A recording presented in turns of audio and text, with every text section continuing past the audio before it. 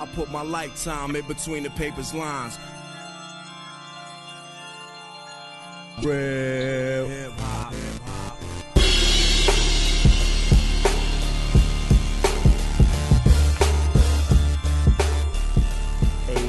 Hey yo, y'all already know what it is, man. Yeah. Some Do Pod, episode 42. We just gonna kick it right off with the intro.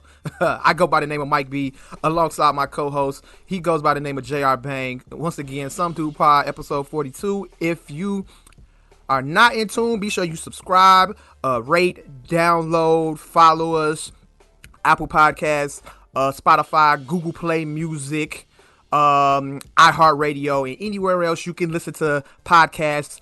We are available under the What Digital, and that's just what it is, man. Bang, what's good? Sober.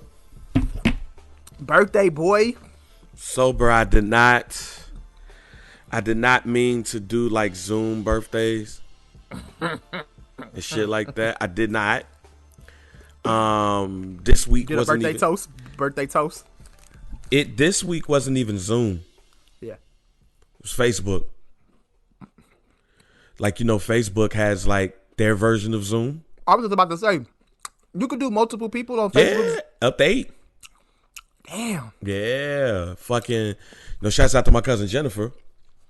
Is that a quarantine thing? Like something they just came up with, or it's been like Yeah, that? yeah. No, they just did it. No, Zoom got popular, but Okay. what happened was Zoom got popular, but there was some shit that was still kind of a little iffy with Zoom, apparently. Even some offices was like, don't use Zoom. Then it was like white supremacists or like teens or whatever, I don't know. But they were like able to infiltrate your Zoom or some shit. Speaking of white supremacists, we'll get to that in a Oh yeah, second. we're gonna get to that in a second. But yeah, so they did that. They did a couple of changes. And one of them was basically like Facebook video messenger, and you can have up to 8 people. So, you know, shouts out to my cousin Jennifer. You know, she had hit me and was like, no, she had hit me early on my birthday, but my birthday was busy as hell due to work. We won't even get into that. But I was like, my bad. You know, shit got busy right around the time that you hit me. Like, what's good though? And she was like, yo, you taking that shot though? And I was like, well, shit, I got to, huh? So she was like, oh, no, we pulling everybody in, though. So, like, my cousin Denise was with her. So I was like, all right, but you got to call everybody else. So she was like, shit, you ain't saying nothing but a word. Next thing you know, like, my cousin Lee was on that bitch. My cousin Renee was on that bitch. And shit, we were just taking shots. And I was pulling in random people as much as I could because I was drunk at a certain time.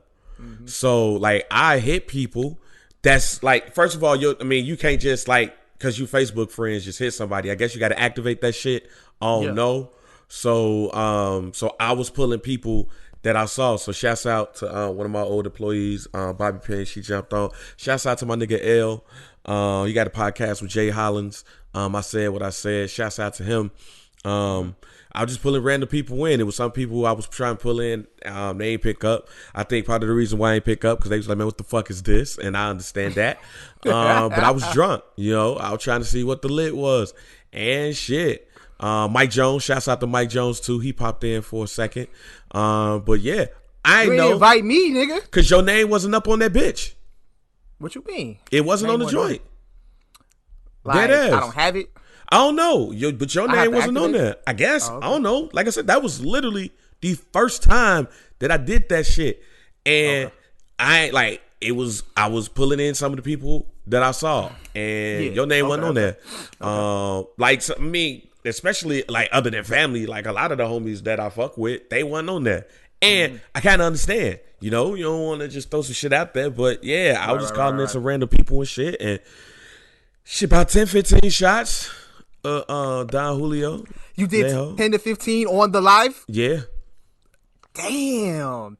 You a different kind of nigga. See, that's also why I was like, I don't necessarily like to drink at home. I think the last time I did 10 to 15 shots was when I was like maybe 18, 19 years old, baby. Oh, that's how we going.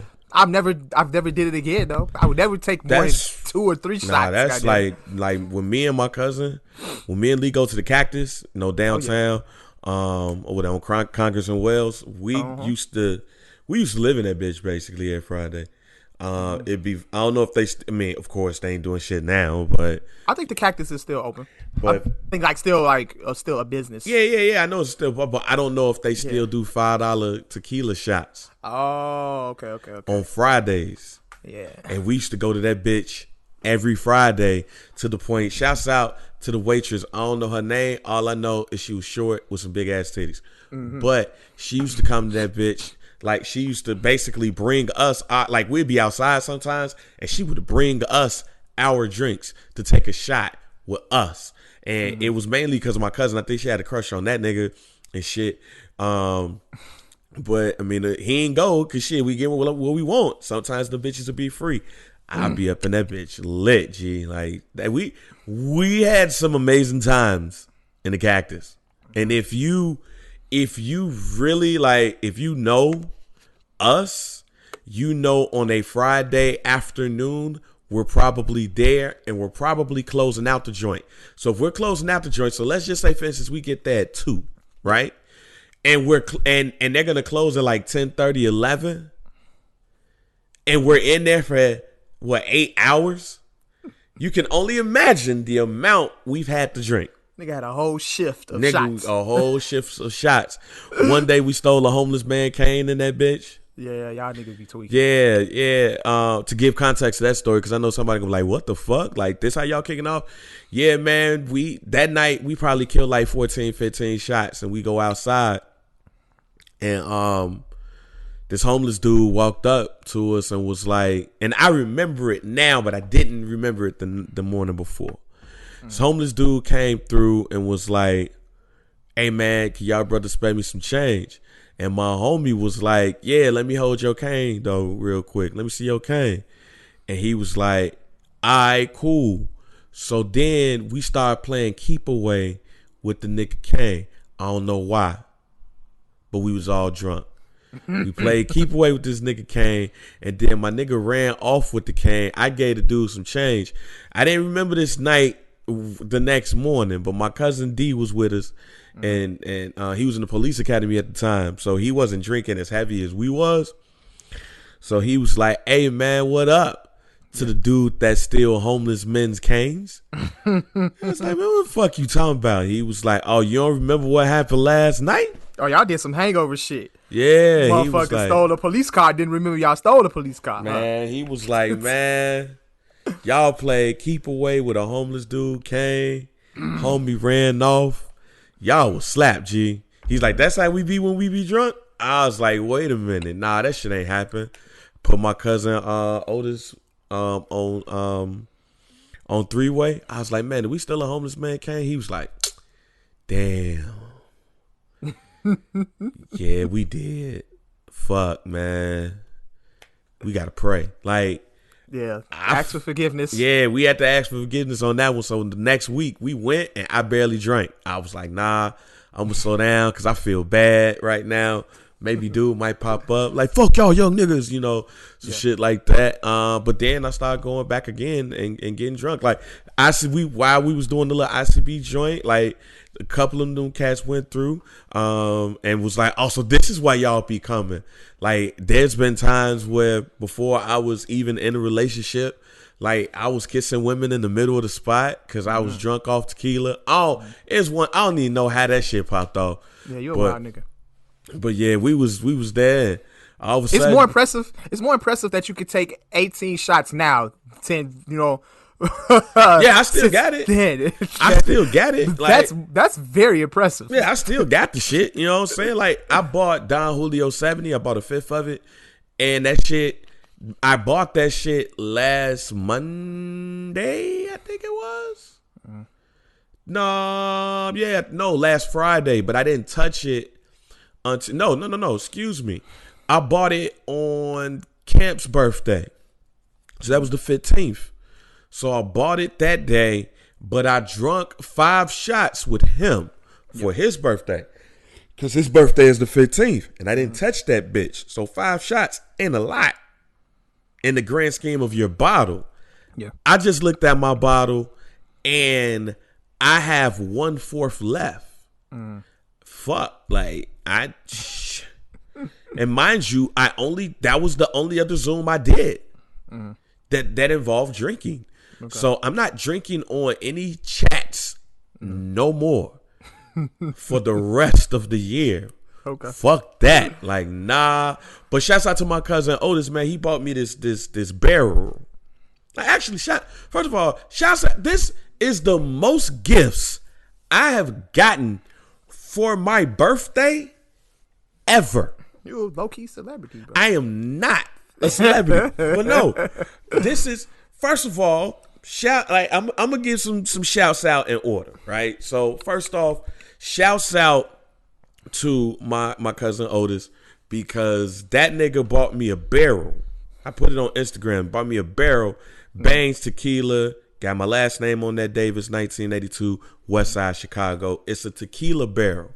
So I got to get a funnel to even pour the little tequila I have left in that bitch. And I'm telling you, it's a barrel, so you take off the shit, and then the tequila drop out that bitch, and then you put it up in there. I'm taking that bitch to work. Give a fuck what nobody say. I'm taking that bitch to work. That shit look like a trinket, but pop that bitch up, whoop, tequila pop out. I might need a shot. And considering what happened with me and my job, the last, what's today? The 24th? The last 5 days, I'm going to need it when we get back in the office. All right. So that's one. But shouts out to my wife. Shouts out. Fellas, you get a good one. Don't let them go. Don't fuck up. Because my wife did some shit for me that I was like, oh, man. So and this is a public service announcement, ladies and gentlemen. See, this is when Some Dude Pod becomes, niggas, you gotta grow up sometimes, ladies and gentlemen, and don't necessarily focus on what you do at home. I mean, at work. Sometimes you gotta have time for yourself. Mike has said this on the show.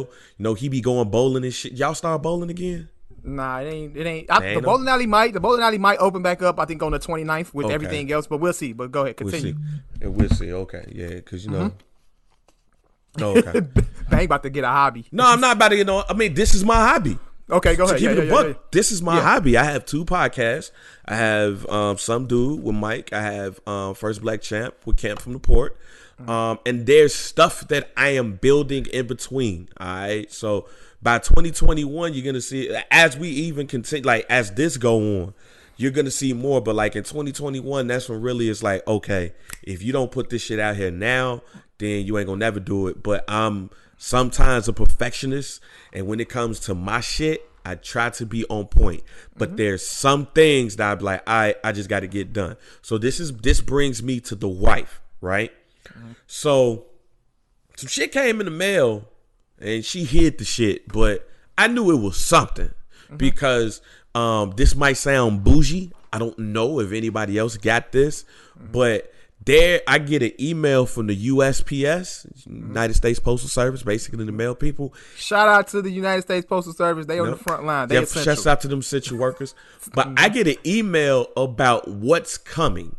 Me too. Hey! I get that email too. I didn't want to know if I was bougie or not. Wait, do Miriam know you get that email? Yeah, I don't know if she remembers. She probably don't remember. But so you was on this. You caught up before. I already know where this going. I had an idea that something was coming because I saw custom ink. Okay. And I want to get this out here too. I saw custom ink. So when I saw custom ink, I was like, man, she made me something. All right, that's dope. But I'm not thinking about what it is because literally I'm going through work shit. Work is really blowing the fuck out of me right now. There's people from my job who listen to this podcast. Yes, y'all motherfuckers was blowing me for a whole weekend, like a whole 2 weeks was blowing the hell out of me. But y'all cool. But yes, y'all was blowing the hell out of me. So the 21st comes. Right. And no, my son, he gives me a card. I'm like, all right, thank you. Kiss on the head. Thank you, little bro. Shake up, all that. Let's get ready for Zoom class. All right. So like a little bit like now my birthday was frustrating as fuck. Work frustrated the fuck out of me on my birthday. So, I'm getting the birthday text, I'm getting the calls, all that shit, the little Facebook posts. Shouts out to everybody who wished me a birthday. Shouts out to you for throwing the shit on some dude. Shouts out to everybody, like I say, who sent me a message, called, all that shit. Definitely appreciate it, right? So, around the time, work is not, like, I'm done working. I'm basically like, fuck everybody be. I'm frustrated. I even had to tell my boss, like, hey, shit frustrating. I don't give a fuck if it's my birthday. This is work. But I had to let him know, like, fuck you, I'm out of here. Not fuck you, I'm out of here. My boss is the coolest. My boss is one of the coolest people I've ever met in my life. If you see Sam Stiers on my Facebook page, that's my boss. He will get involved in a sports conversation. He loved the Lakers. He was born in LA, went to school in Kansas at Kansas State. Like the man be like trekking and shit. He be like climbing. He climbed Mount Kilimanjaro, fam. Okay. I don't know nobody who's ever climbed. Like, we be barely trying to climb some of the hills in Maywood. Let alone somebody like, hey, let's go climb Mount Kilimanjaro. Like him and his homies was like, yo, we about to go to Africa, so let's go climb Mount Kilimanjaro. His wife and his kids came with, but they ain't go, of course, on the trek. But they was like, all right, we gonna kick it down here till you come back down. That shit right there, look, bro. Shouts out to Sam on that one. Cause shit. I ain't got time for all that. Say all that to say this. He gonna hear me out. All right, he ain't gonna be one of them bosses be like, well, shit, it's your job now. So what the fuck you gonna do? Nah, he gonna hear me out, and that I needed that. Get off the phone. Boom. So my wife was like, all right, you ready for your present? So I'm like, all right, cool. So then she brings out the custom ink shit. So I was expecting that. All right. Because I saw the email. But I only see the bag. I don't know what's in it. And it's the hoodie that you guys see on Instagram. It's the Some Dude hoodie. So she got me the Some Dude hoodie. So it's a one of one. Really, it's a one of one. But here's why, Mike. Ain't that a bitch? So wait a minute. So I mean, she ain't gonna get you that for your birthday, nigga. Nah, let me know. I know that. Give me the link to the website so I can get mine too. No. Wow. Go ahead, babe. Give us the story. You can actually get a sample and get it cheaper from the link that I sent you earlier today. We won't talk about that right now. All right. But you can actually go get your own because we gotta make sure shit right. They got a one-of-one hoodie with my face on it. Go ahead. So that's that part too. That Go part ahead. too. I was like, damn, I got a one-of-one with Mike's face on it. What the fuck? Go ahead, bro. But they fucked up. So of course, on the Some Dude logo, it has Your Cool Hype Radio logo, and it has my logo on there. Some motherfucker thought it'd be cute to take off the 5017 and put 2017. Wow. I know, yeah. So they're gonna send me another one this Friday, and the 5017 is important because that reps me and my homies because that's the building that we grew up on out west. So that's important. You can't fuck that shit up, and that's my logo. Who the fuck gave you the liberty to just change the 5 to a 2? So she called that bitch like promptly, was like but she got the Some Dude logo on the Some Dude hoodie. That's a one of one. I'm sorry, Mike. It's okay, babe. It's okay. I did say like fuck, like it's all good. I'm gonna give you a one of one as well. We good. We good. But we'll talk about the other shit after the show. Absolutely. Before we finish with our day. So right. So she got me that, and then she got me some shit for my wall. Now those are not album covers. Bang, I vinyls. Thought they were. Because when I opened, I was like, yo. Is these album covers? Damn, but they not. Basically, it's just little phone placements with the First Black Champ logo on there, the What logo on there, and Some Dude Pod on there. Okay. And the reason why she got me that is for me to put more of a focus on these are not projects. To put more of a focus on the shit that we are doing. Like Hey, we do these pods out here. It's 9 o'clock, 8 o'clock a.m. Well, 9 o'clock Eastern, 8 o'clock Central in the morning. And then right after I do I do First Black Champ with Camp from the Port. So Sunday mornings is no bullshit. It's podcast Sunday. I spend the majority of my morning doing podcasting. But after that, sometimes because of work and other things, it's hard for me to promote like I want to. It's hard for me to make extra pieces of content. It's hard for me to make content calendars to make sure we're doing like what a lot of people, well, I ain't gonna say what a lot of people, but because even people who do podcasts think it's just, let's get on this mic, let's talk, let's put it out there. No, if you really want to make this shit work and eventually profit off of this shit, you can't just be like, yo, let's just get on the microphone, talk our shit for an hour and a half, 2 hours, and then call it a day. No, if you really want, so the big up people like Kent from the Port, right? Like, this nigga got a lot of shit going on, like with work, family life, and a whole bunch of shit and everything. And then on Sunday morning, we take 2 to 3 hours out of our day to record a wrestling podcast, nigga. Now, this shit is more general. We talk about music. We talk about sports. We break down y'all hot takes, tell y'all if y'all stupid, if y'all got a point or not, and really don't give a fuck what y'all think afterwards. But we want y'all really to, because a lot of y'all ain't gonna think. Y'all just gonna react. So we really for the motherfuckers that's really just thinking like, okay, devil's advocate ass niggas. You know, we see where they coming from ass niggas. We got a lot of y'all niggas who listen to the podcast. Oh, y'all, you know, them niggas is wrong. Like, no. Just listen. You ain't gotta agree. Just understand where we coming from. Unless it's about Nelly versus Luda. All right. So this nigga does the pod, but then we also got merch for First Black Champ.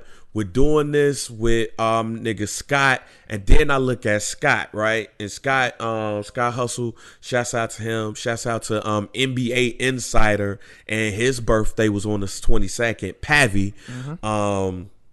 NBA Insider. Yeah, he's an NBA Insider now. Look, man, my nigga voice was on ESPN all last playoffs because he asked KD a question. All right, so when that happens, fuck it. You an NBA Insider. Make that motherfucker like fuck that shit. But looking at them. And then also got to think about how I inspire niggas, but then it should be, it should be a circle. Like everybody should inspire everybody. So they see a lot of the shit that I do, like I did. They started doing Barbershop Digital. We got First Black Champ on Barbershop Digital. We've been doing that for 3 years, and then like after a year and a half, he was like, "Yo, you down? All right, cool." So then we're doing stuff with them. He has a couple of podcasts around the Bulls, around the Bears, about the Sox. He has a joint called Summer Sessions. I did Summer Sessions with them, so you could go check that out and everything. And then it just inspired me to do more with what the fuck that I like to do anyway. Is really talk shit in front of a microphone. And if you know me, you know I had a morning show and an afternoon show that was pretty successful back at the crib from an internet digital basics, and Mike B did too. So it's like, all right, if I'm gonna bring somebody to do this shit, let me go ahead and bring somebody that I know that got to try to do this shit. This is Mike B. But we all have work. We all have families except for Pavi and Scott. They ain't hit no eggs yet. But everybody has shit. But it takes something or somebody to make you go, that's cool, but focus on the shit that makes you happy.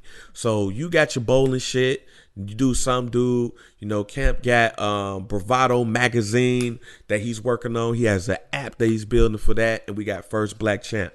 Scott got fucking Barbershop Digital. Pappy got his podcast with TPJ. And he's an NBA Insider now. Like, what the fuck is going on? So, and I got Cool Hype Radio. And you got Cool Hype Radio. Still ain't got no hoodie. And I still ain't seen my clip of the documentary.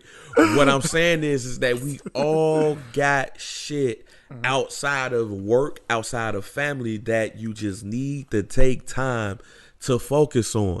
And if you do that, it just makes your frame of your peace of mind a lot more peaceful.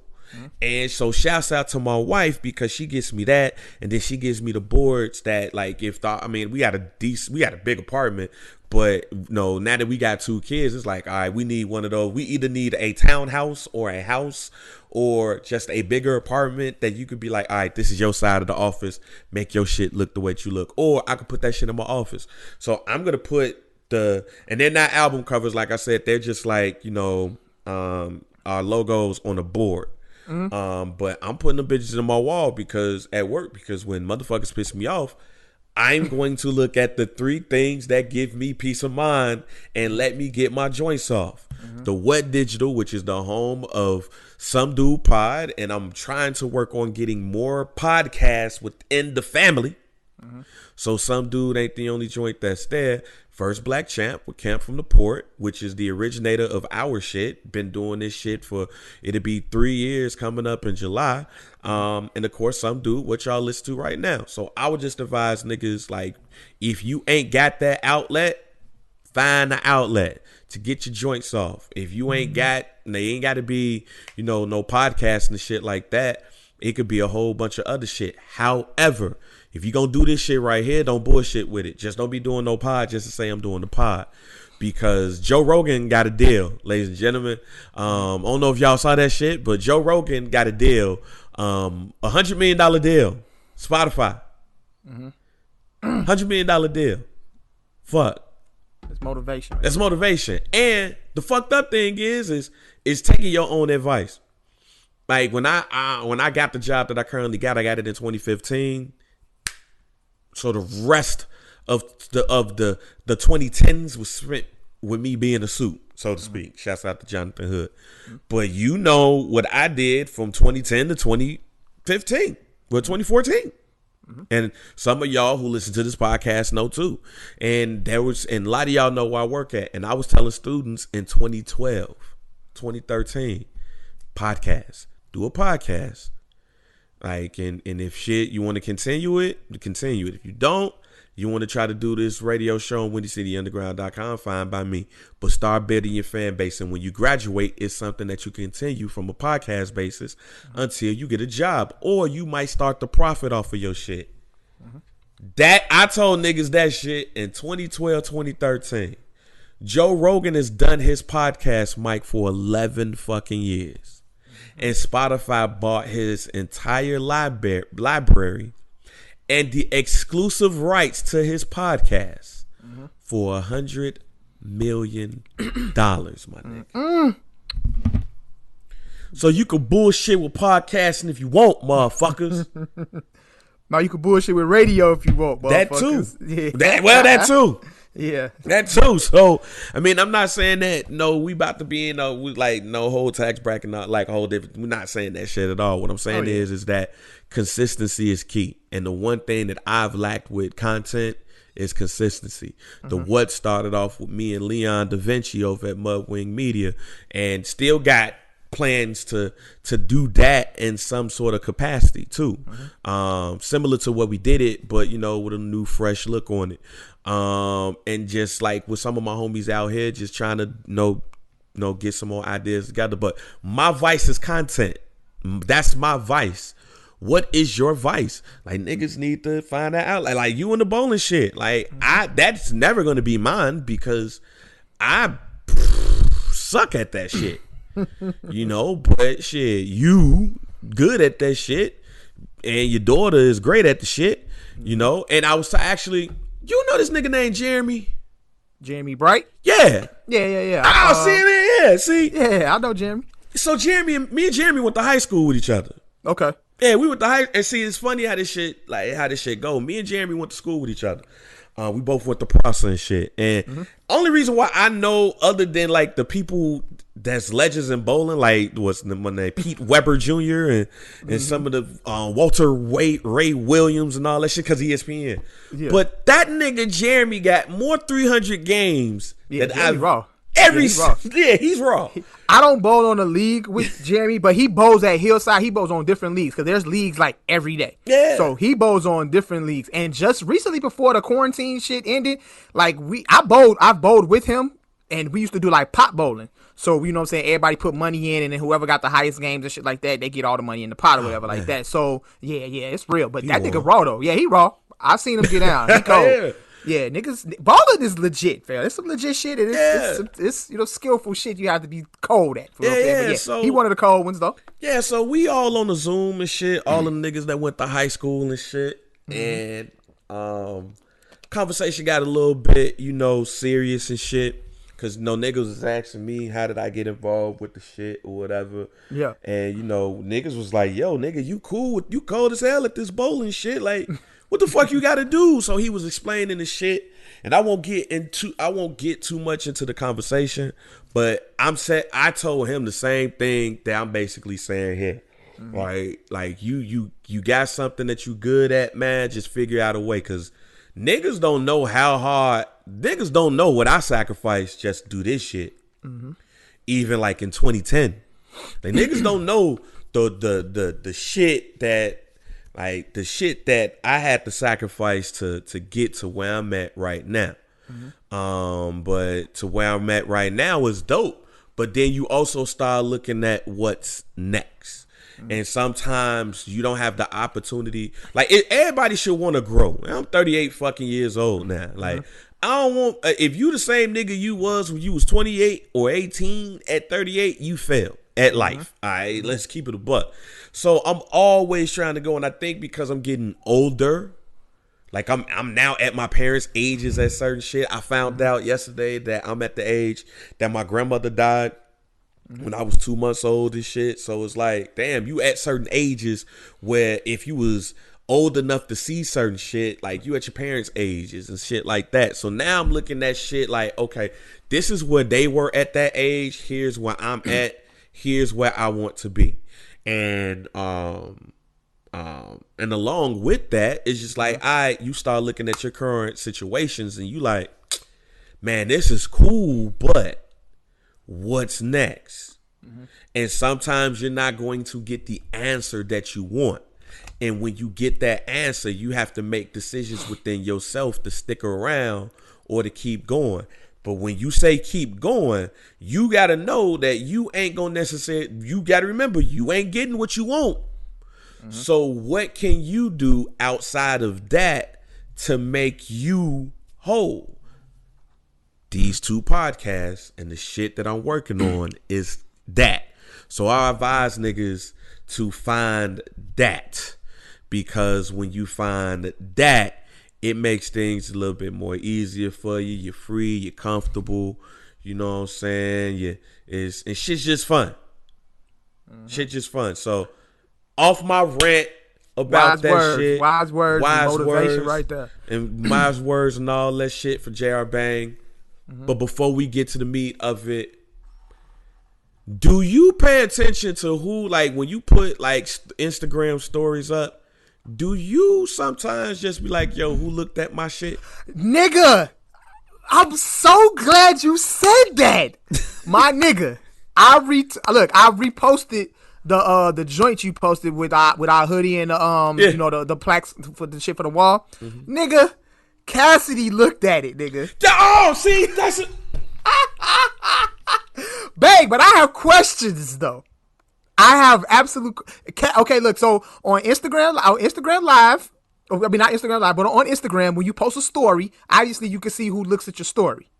You know, so when you look at you can see who look at your story. Now, obviously, I'm only gonna assume that people that I'm friends with or people that follow me on Instagram is gonna look at my story. But there's always people like the ones that follow me, and then they have like a list of other like other random accounts that's actually looking at your shit. And I'm trying to figure out, how are they getting to, is our shit on the explore page or something, like oh no, how are these people? I don't know, because I saw that shit too. I was like, Cassidy looked at, and Cassidy. Then, I mean, and it ain't, you don't know if they like forward through your shit and that, but yeah, like, but you know who looks at my shit regularly, and we don't follow each other. Ooh. I met this nigga once and we didn't even have a long conversation. I'm hoping you say who I think you're gonna say. Zoe Dollars. Okay, nah. Okay, for I got me, another. So for you, it might be somebody else. Yeah, but first of all, I rarely do it. I rarely. It just something told me to just go look one day.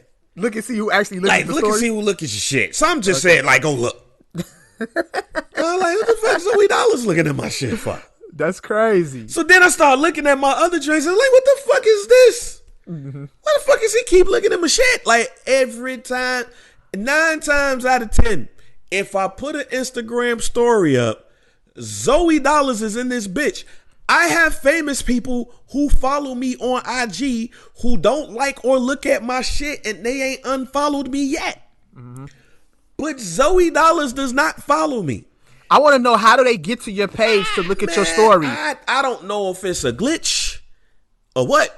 That's what I mean, it might be. I don't know. That's crazy too. That's crazy. Who is who else? Who on your the shit? other one, I posted up another story, right? And Wiz Khalifa's right hand man, Chevy Woods.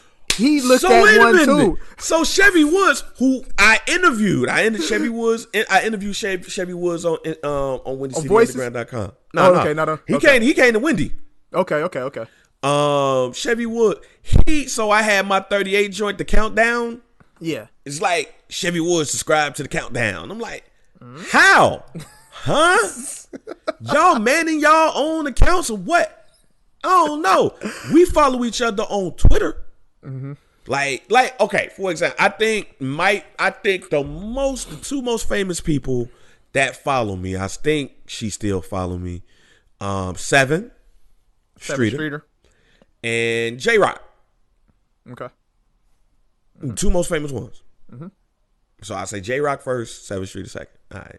No, not like, it's not like, oh man, but when J Rock is a Grammy Award winner, fuck that. And I said that nigga was getting a Grammy. Well, J Rock got one of to this day one of the biggest records win. Yeah. And I told that nigga he was getting a Grammy for that shit. That's on camera.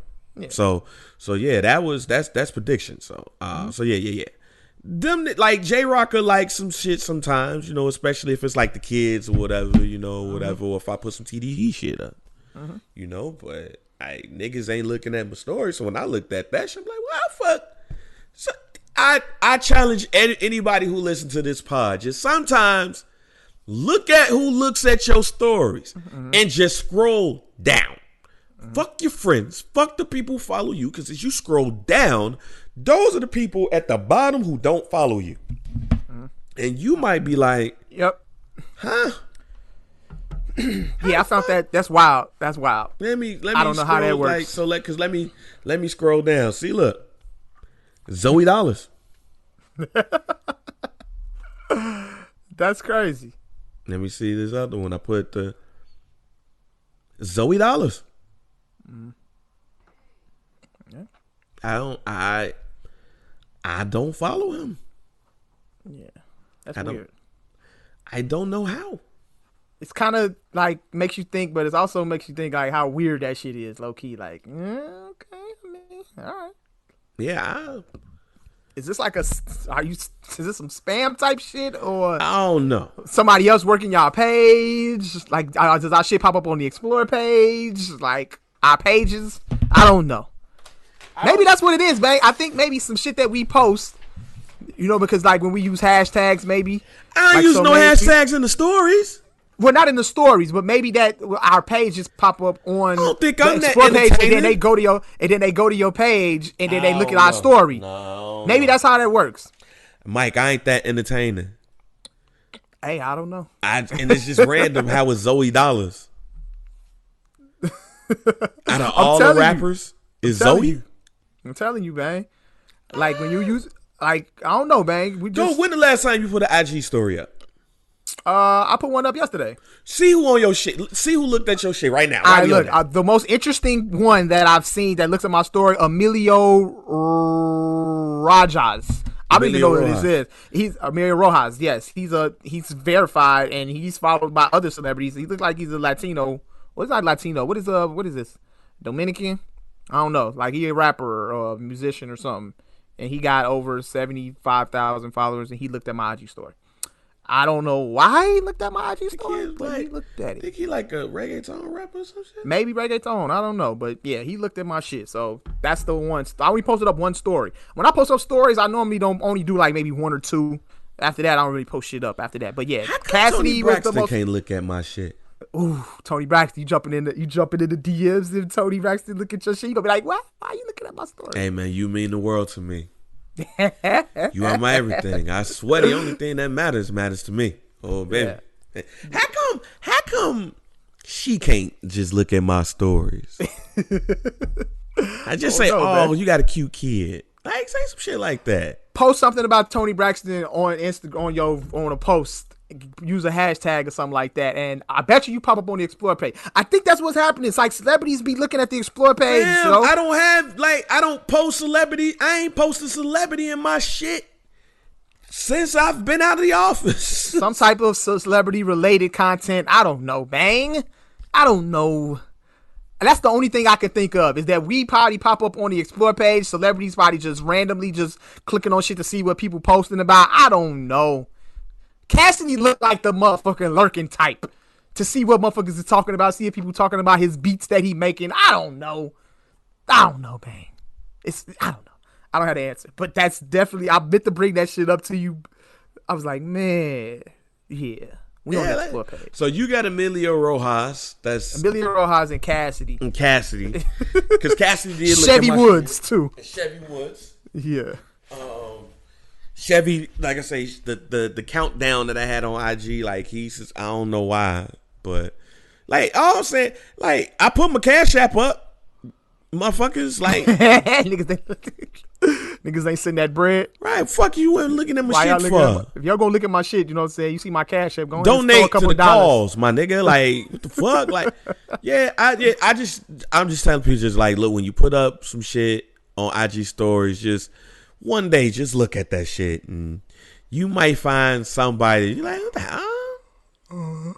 What the fuck? Like, yeah, that's crazy. Why? Why are you here?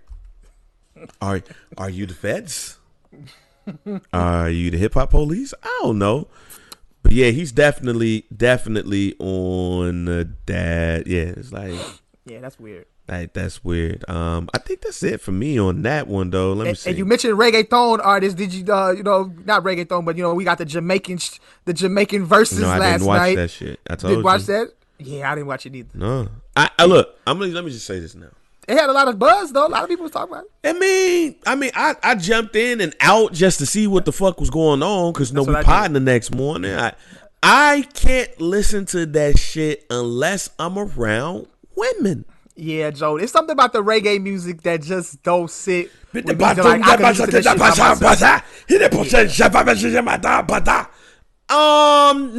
bro. I like. Look, some movies I like with subtitles. I don't like my rap or my music with them too. No.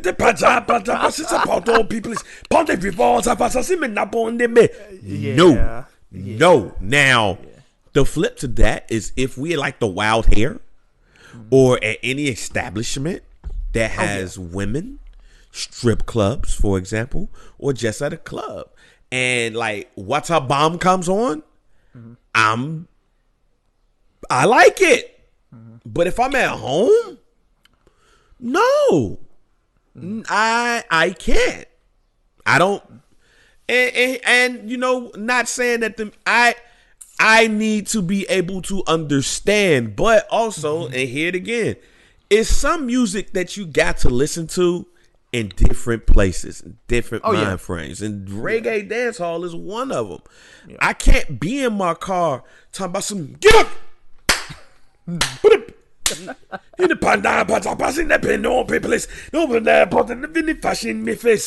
Nah, I need to. And then they talk in a way that I'm sorry, them niggas only understand that shit. Yeah, and they probably saying some cold. Like there was one clip, Mike. I guess apparently the police came during the live. Yes. Damn. Apparently the police came. So I'm watching it. I'm like, damn, the police came up in that bitch for real. On the live, the actual live? They didn't come in. Okay. But apparently they came through. I'm watching the clip like, how we know that the police came? Apparently that shit was said during the live, but they said it in their slang, in their way of talking, their patois shit. I don't understand that shit. So the whole time I'm watching the clip about 5 times like, well, where the fuck your police at? I'm I'm confused. Like, I thought the police came. Apparently, motherfuckers, like, I guess hit the pipes. Was like, hey, stop it. Turn it down. What the fuck? I didn't see police, so I was confused. But it's like, I don't know. But it looks like the shit went down. Like, it should look. There's not a woman in the place. Mm-hmm. Look. So I feel like I should just play. Hold on. Kim, Beenie Man. Can we do this? It's a DJ Clue production. Hey. Kim alongside Beenie Man. Big tune. Hey, yo. I'm not switching. I just tune for tune. America, Caribbean, a matter of fact, the world. Zaga. See, they sound like they're having a good time. But then when it gets to this shit, oh yeah. See, brother king of the dance hall. Beenie Man got the jams, dog. I only like that shit when I'm around women, though. Beenie Man got them jams. They all got jams around women to me. I never really was like into Bounty Killer. I didn't know, like, I never was like really familiar with him. I'm familiar with like a couple of his records. Part. Yeah.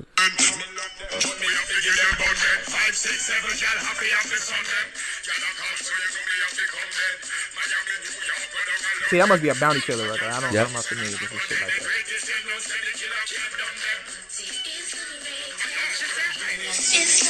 I don't know what's going on. They should have had Beenie Man versus Sean Paul. I would have tuned in. Hold on, wait a minute.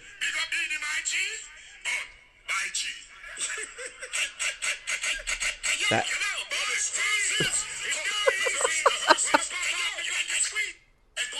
Hold on. I'm trying to find. Yeah, there we go.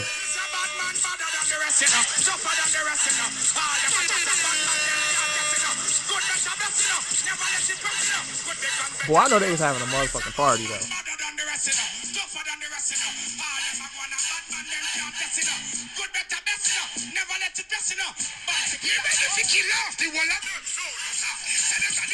See, you hear that transition? Yeah. All I heard was tougher than the best of them, rougher than the best of them, and then Beenie Man looks at Bounty Killer that takes over, and Bounty Killer, what I supposed to put this up on? Man, somebody got to explain. It did look like it was a little out of, like, they was just, it was different though, because this was the first verses that we had that, and they was in there together. Yeah, they was together. So they were able to interact off each other, you know what I'm saying? And like a lot of people, hey, I don't know, each his own. No, I mean, this looks like an amazing time to me. Mm-hmm. But this is also like me going to the South Side and going to a South Side party and see South Side of South Siding. I'm confused. At the end of the day, I can understand what the fuck they saying. Like, I go to that party and shit, and I'm trying to. I know I'm gonna catch the beat. But then if I'm not around a woman, yeah, what the fuck am I doing? The Jamaican shit just don't hit for me neither. I need somebody to explain to the American me what I should be doing when this shit is playing. Like, what am I should be doing when this happens?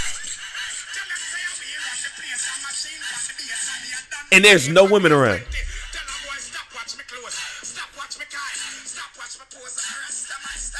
Gotta hit your best shoulder lean. Right.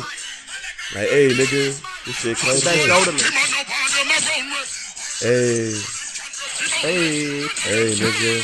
I'm shoulder leaning right now. Hey. Jamaican shoulder leaning. See, what happened at that part? What happened at that part? Like, what happened?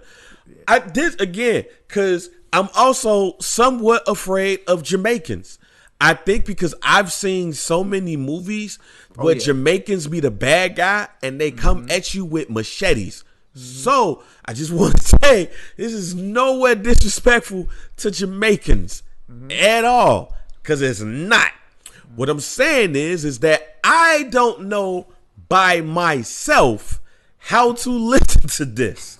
However, if I'm in the comfort of a strip club or or something like the Wild Hair, or if you have just an amazing DJ who knows how to blend and put this shit together, and you are, let's say we 19 years old, Mike, we at Nitro. I know what the fuck I'm doing to this shit. Yeah. I probably have my fat ass probably got a button up with a wife beater on underneath, some shorts on, some Havana Joes. Look though. It seems like there's two different kinds of Jamaican music though. Bounty Killer seems like he makes. First of all, look at his fucking name. His name is Bounty Killer. All right. So just first of all, he makes the more aggressive, hardcore Jamaican music. Beenie Man makes the dancehall Jamaican music. So this was obviously one of those mismatches, but you know what I'm saying? Are we sure that's the case?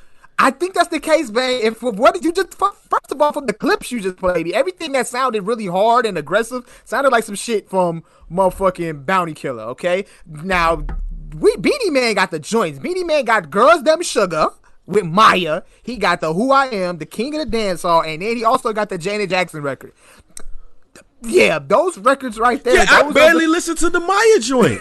But people. But if I go to the club, exactly. You don't play that at the club. Play that at the club. That's the one you get behind the woman. I can only listen to reggae music if some girl's ass is on my zipper. That's it. That's when that song comes on, that's when it happens. And I'm catching the beat.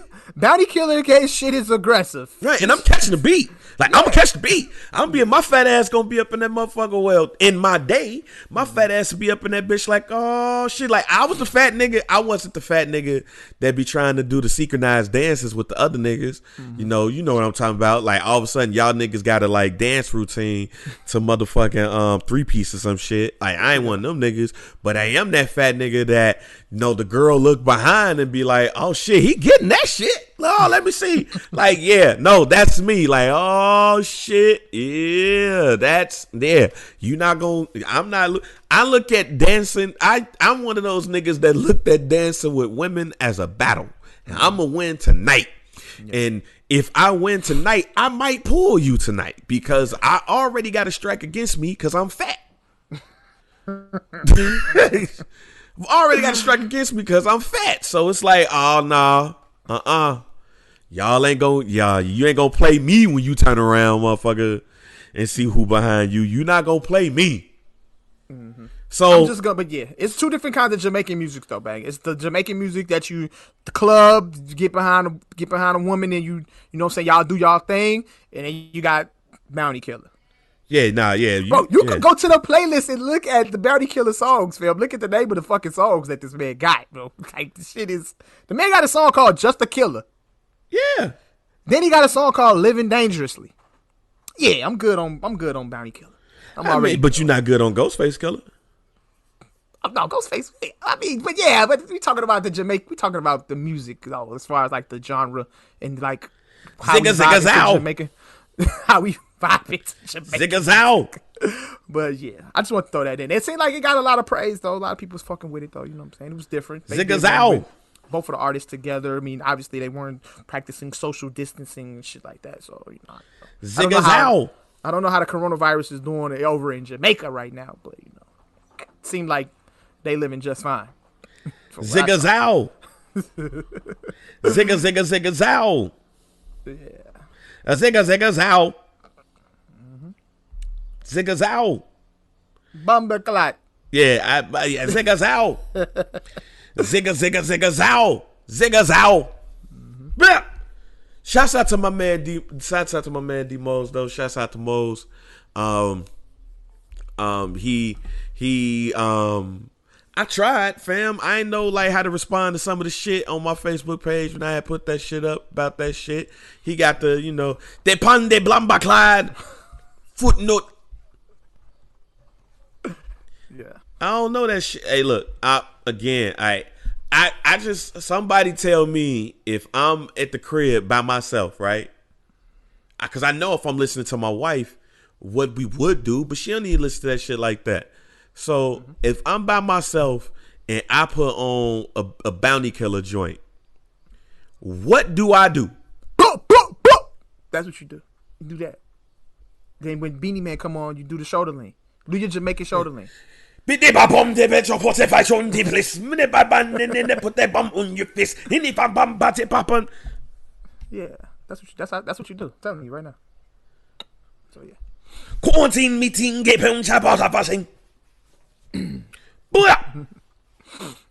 Beenie Man come on.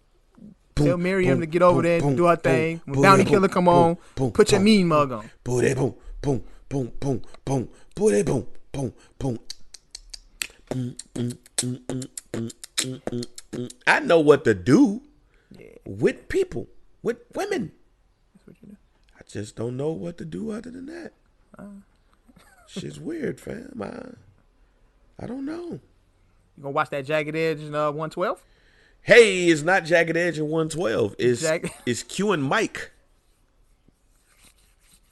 Yeah, I'm good. And I think it's just Q and Mike versus the Twins too.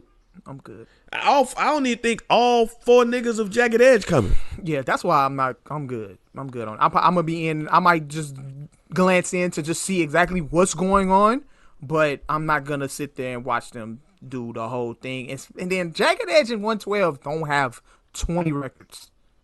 They do. They have 20 records, but they don't have 20 like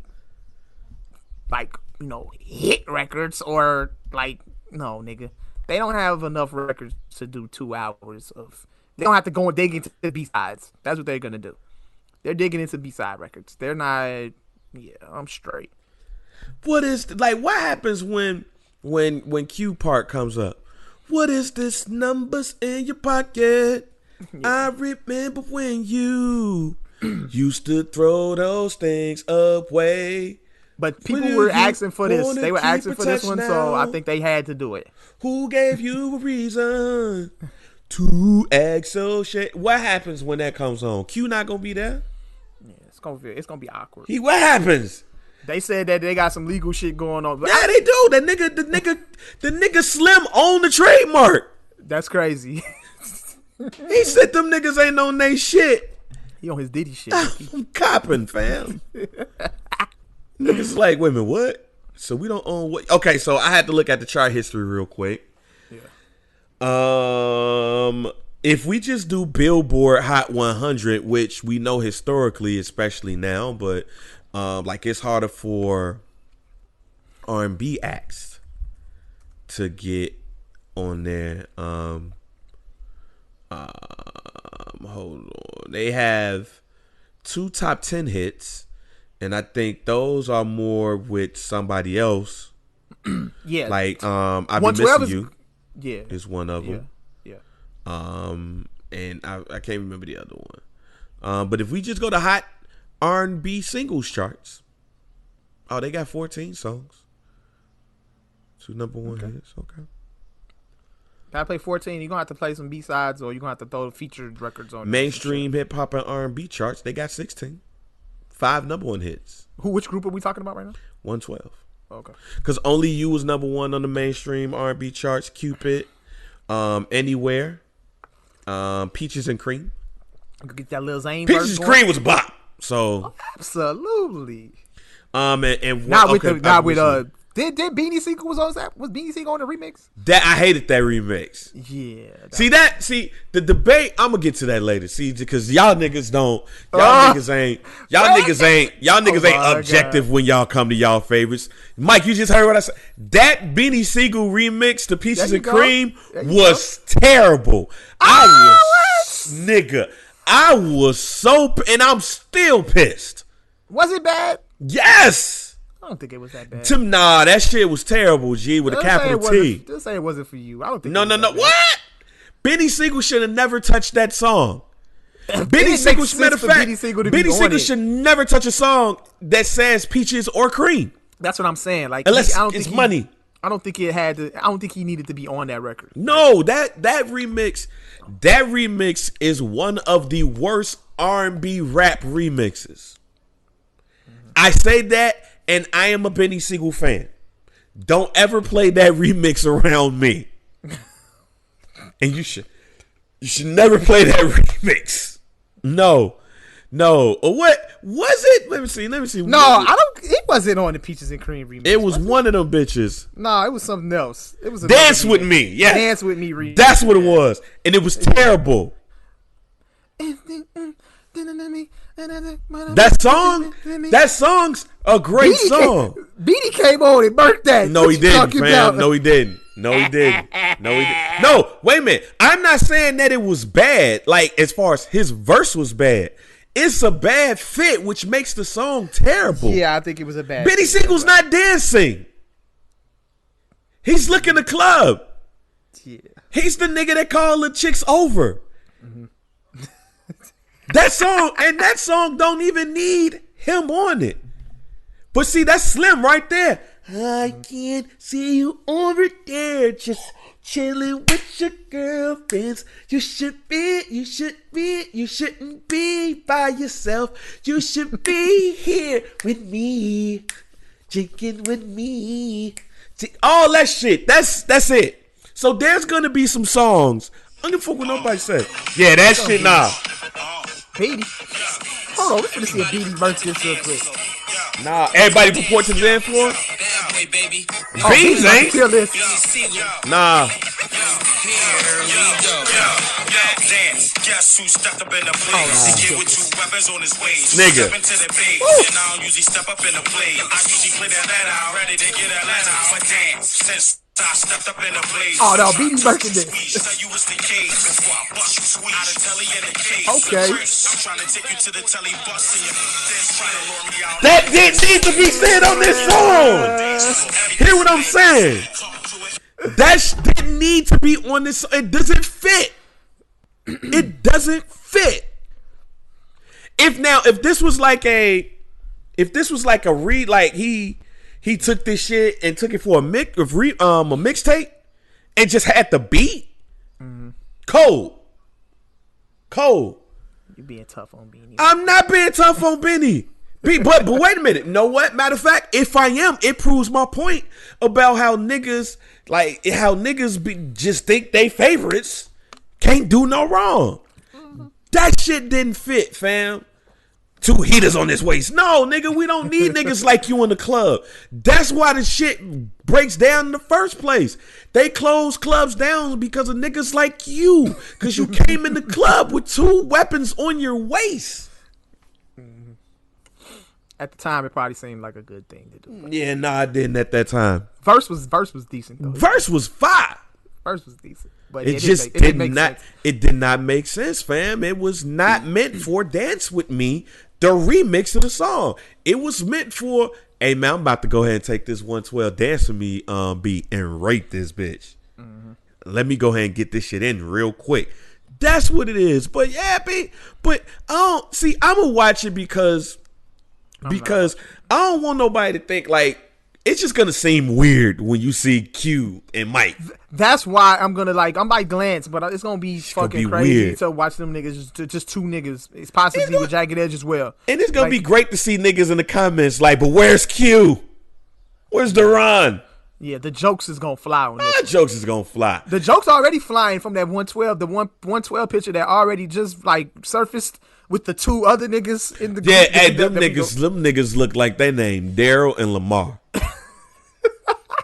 See, that's what I don't like about R&B groups. Like, I don't know what my parents went through when the Temptations was breaking up and leaving. Like, I don't know what my parents was thinking when David Ruffin left the Temptations. Mm-hmm. But when I see 2 members of 112 and 2 other niggas I ain't never seen in my life. The shit just don't make sense. Shit just don't make no sense.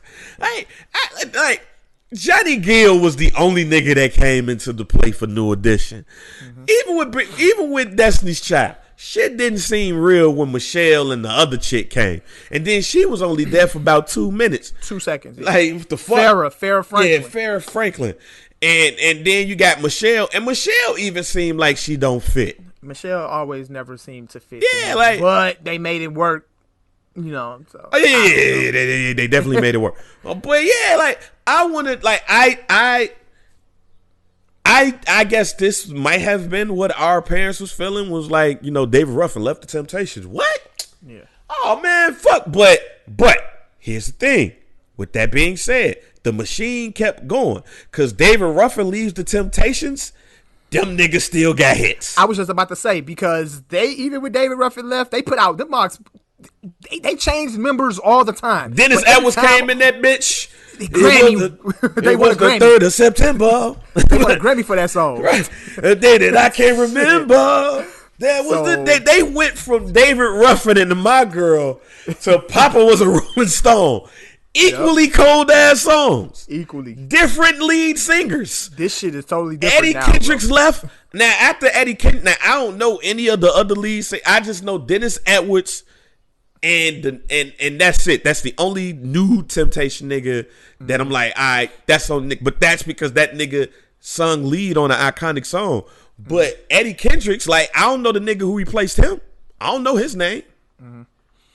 So, but they had bops. They still end up having they still end up putting out 4 albums. Still was able to tour. Yeah, them niggas had a Temptation review where all of the old members of the Temptations was on the same tour. Like, all right, nigga, your time is over. Time to bring in Dennis Edwards. It was the 3rd of September, and they were still arguing on that shit. Fuck out of here. Like, but now we got the closest we get to that shit is New Edition. Bobby Brown leaves, and it's funny when you look at the documentary, he leaves and starts selling drugs. Like, what the fuck? Like, what? What was before he does Don't Be Cruel? Like, what the fuck? But anyway, I digress. But then we go from there to Johnny Gill, and they grow up. But Johnny Gill is the only nigga that comes in, and you still keep him around. I can't see. Well, no, matter of fact, let's start with Drew Hill. Cause shit, I remember filming a performance. They did an event in Baltimore where they from, and they was like Drew Hill on stage, and I was like, but who the other niggas? And like, I knew Woody left, but I don't even know what Woody did. So let's go there. I don't know what the fuck did Woody do. All right. Yeah, I'm not familiar with what the hell going on with none of these actual breakups. I never understood why these groups broke up. Well, Woody went with the guy. But they broke up though. But they broke up after their run was over anyway. So they break up. That's what I'm going. Irrelevant. See, that's what I'm saying. That's really didn't give a fuck that y'all broke up. Like Woody left. No, Drew Hill wasn't, because really sure Woody left after the first album. If I can remember, Woody left after album 1. Nah, son, Woody was there for both. No, I think Woody left after album 1. Nah. Drew Hill broke up after their prime. No. I'm talking Woody left. Left like, oh no, okay. They had. I don't count nothing after. Hold on, bro. Yeah, Woody left in '99. First two albums. Then they put out the last. I don't count anything after '98. After their second album. After the second album, they was done. 2000. They put out Drew World Order. That's the one with the new member. That's the one with the new member. You right. Drew Hill 96 and Enter the Drew 98. Well, those are the only 2 Drew albums that we acknowledge. But here's the thing. I'm glad that you said that though. It still it's. You're right, but it still makes it actually even solidifies the point that I was gonna make. Yeah. The Temptation, and this is about no bang. They didn't lose a member. They added a member. No, they lost Woody. Wait, who? The Scola nigga. No, bang. Go look at the album cover. No, what I'm saying is Woody left the group. He's the original member of Drew Hill. He left. No matter what, he leaves. Okay. So that's what, just hear me out, because no matter what, he leaves. Yeah. You're right. Our groups leave when shit start going downhill, except for one group. And I'm going to get to that group in a minute. And they didn't add no nigga. And they could have. That's the crazy thing. They could have, but I'm going to get to this group in a minute. Drew Hill, Woody leaves. He goes find God and all that shit. I don't know what Woody do. What did Woody do? What was his significance? What was his significance in the group? Like Q gave us, what is this? Numbers in your pocket. Like Q was a member of 112. I don't give a fuck. All right, you might have heard Slim sing lead all the fucking time, but you heard Q. Now the other two niggas, Mike and Deron, I don't know what them niggas fell into, but I know them two. I know Q and Slim. So, and I've met Q. He seemed like a cool brother, but that nigga gave us, what is this? Numbers in your pocket.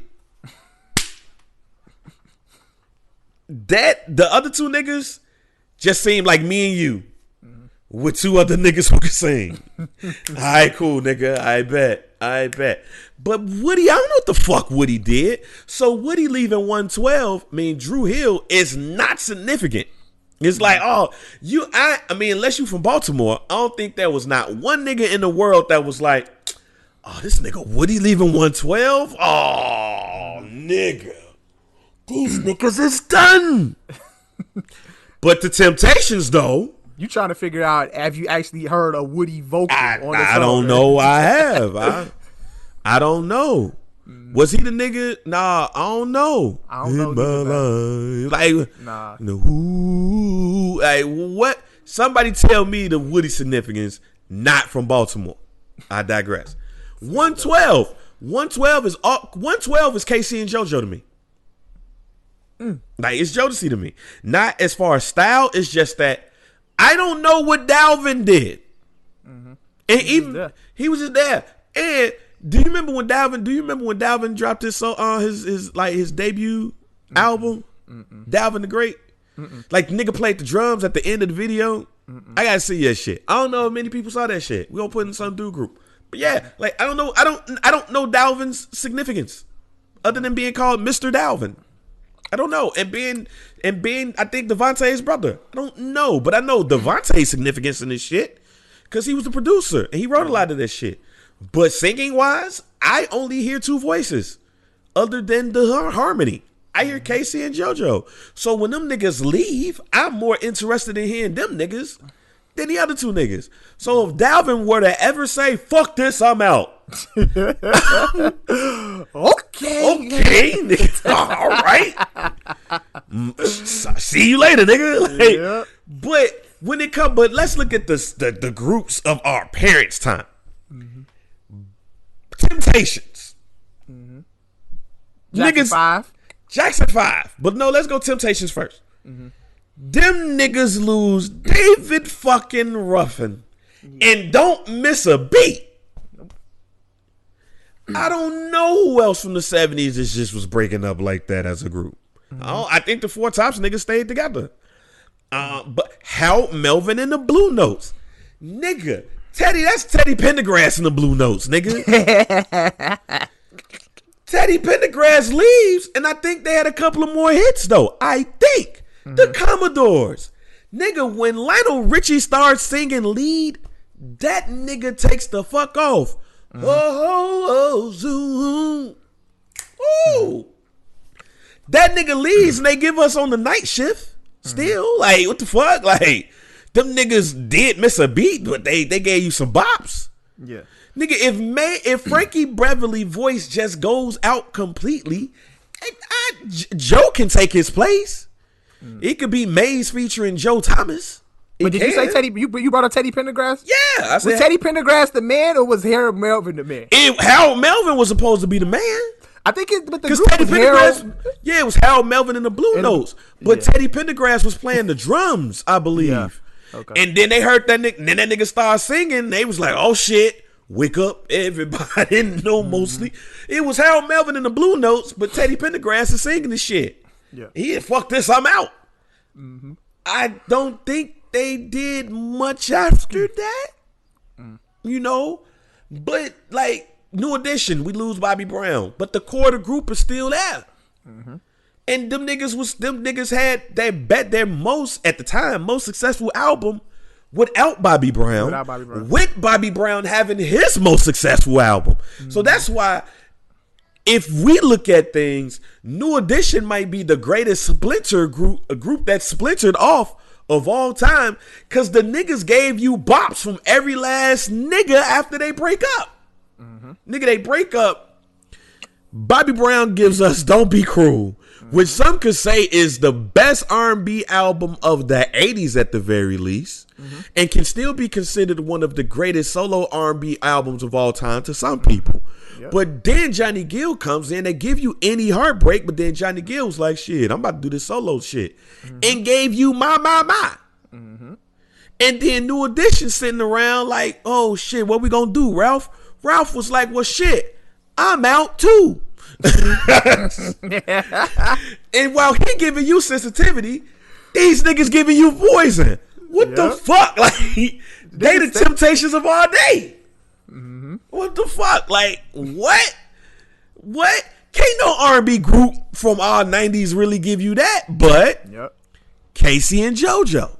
But there's one group who lost a nigga and just kept it going. And they tour till this day. And I don't even know what happened to the nigga they lost. That's Boys the fucking Men. The nigga lost the deep voice nigga and we forgot. The nigga did. I don't know if the nigga got kicked out the group or what. But what happened to him? Was nigga, I think the last time I saw this nigga and he was on Ayana Fix My Life. It's like when we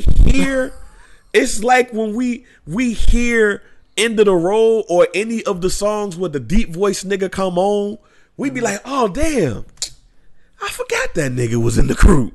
Yeah. But what about Destiny's Child though? Destiny's Child. No, cause see, Destiny's Child to me always been Beyonce and Kelly. Yeah. Even though I love Latavia, she was the crush I had, and LaToya Luckett was there, it always was the Beyonce and Kelly show. It's just good that LaToya Luckett struck out on her own and did her thing. LaToya Luckett struck out and did her thing. But them niggas was always that. Boys the Men was 4 niggas. Cause even when we heard the deep voice dude, somebody had to be the deep voice dude. Wait, bang, let me stop you right there. Did we say we don't know exactly why he left the group? Who? Deep voice guy? Yeah, why? I don't know. Why he leave? All right, look, I'll read right now. It said he left due to chronic back problems. So the nigga got hurt and we forgot about the nigga? Oh, no. That make it even worse. Michael. Of course, yep. Michael McCary. I think that's the back problems. Multiple scoliosis and personal problems. I don't think he was kicked out. He wasn't kicked out. He just left. He was he got put on injured reserve. That's what happened with that. No, but I don't think they get along. They don't say that. According to what I'm reading. The nigga was on Mike, I'm gonna just tell you this shit now. Let's keep it a buck, fam. Let's keep this a buck. It's probably the realest R&B shit that I'm ever gonna say on this show. If he don't have no issues with them niggas, it wouldn't look like this nigga don't exist, Mike. He can't tour. He can't do the dances. He can't do all of them shits. That's cool. Maybe they just had to agree to disagreement. You know what I'm saying? Maybe they felt like, well, nigga can't sit in the chair and sing. He can't. Ooh. He can't. Come on. He can't sit in this chair. Look. What's the jazz is big as shit. I saw this nigga being wheeled around an event. When Never Made a Promise came on, that nigga sung that shit. Never made a promise. No. He sung that shit, nigga. Yeah. It wasn't some nigga named Scola. He came out, niggas like, jazz, big nigga. No. That was him. Yeah. That was him. Seating lead. All the deep voice nigga gotta do is do his part at the end of the songs when he talk. Yeah. Girl, I promise you. Blah blah blah. Blah, blah, blah, blah, blah. We forgot this nigga was in the group. And the reason why he ain't in the group, because the nigga got scoliosis. Yep, that's according to what I read. That's what it is. Back problems.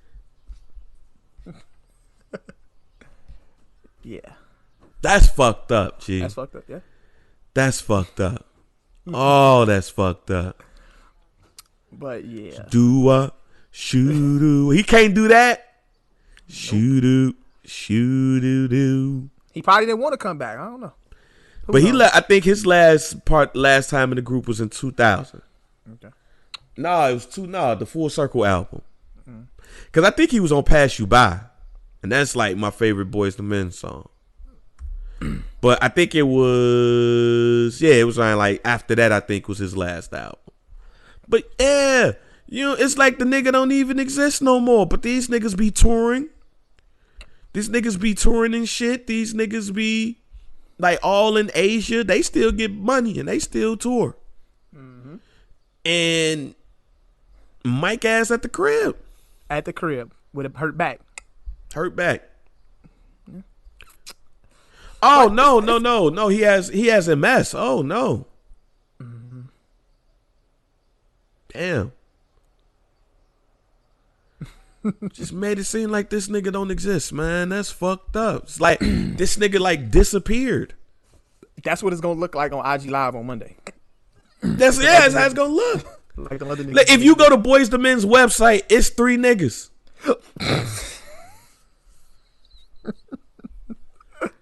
It's 3 niggas. Let me even look at their bio.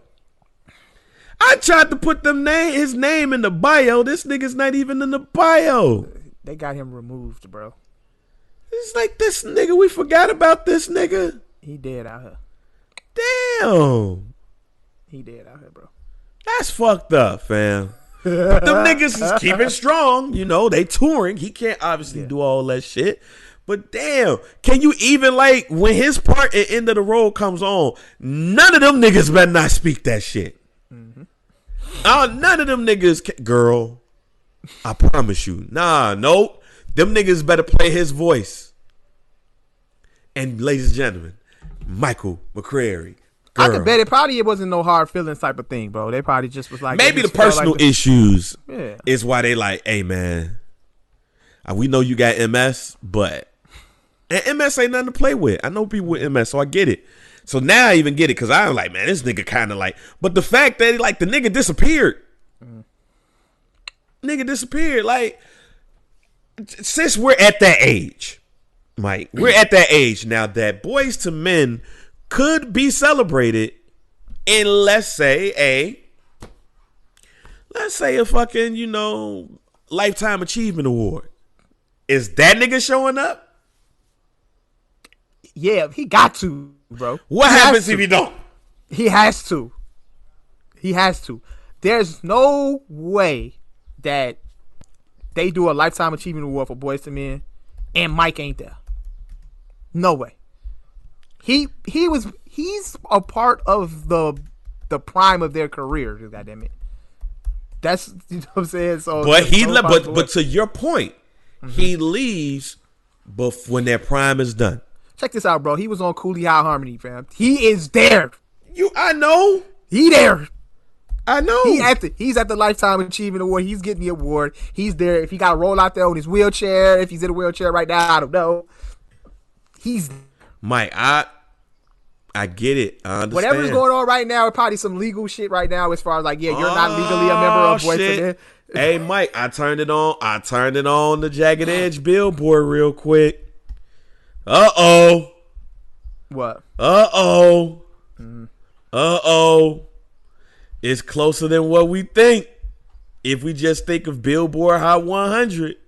But see, yeah, that's what I'm saying. Like, it's cool. It's cool. Because their number one, they do have a number one hit, and that number one hit is I'll Be Missing You. So I don't really count that for them. But they're going to play it probably. Yeah, they shouldn't. I wouldn't play that song because that shit ain't going to make me go like, hey, It's going to get played. This is going to be awkward. This is going to be probably the most awkward verses. Now, Jagged Edge on the Hot 100, they got 3 top 10 hits. They gonna play Let's Get Married. They gonna play the Run DMC. They gonna play right. I know, but they got Run 3 DMC top version. 10 hits, and they got 3, and Jagged Edge has 4. But if you remove that 1, they got 3. Now, from there, they got 15 songs in total. So them and 112, Jagged Edge and 112 is a lot closer than what we might think.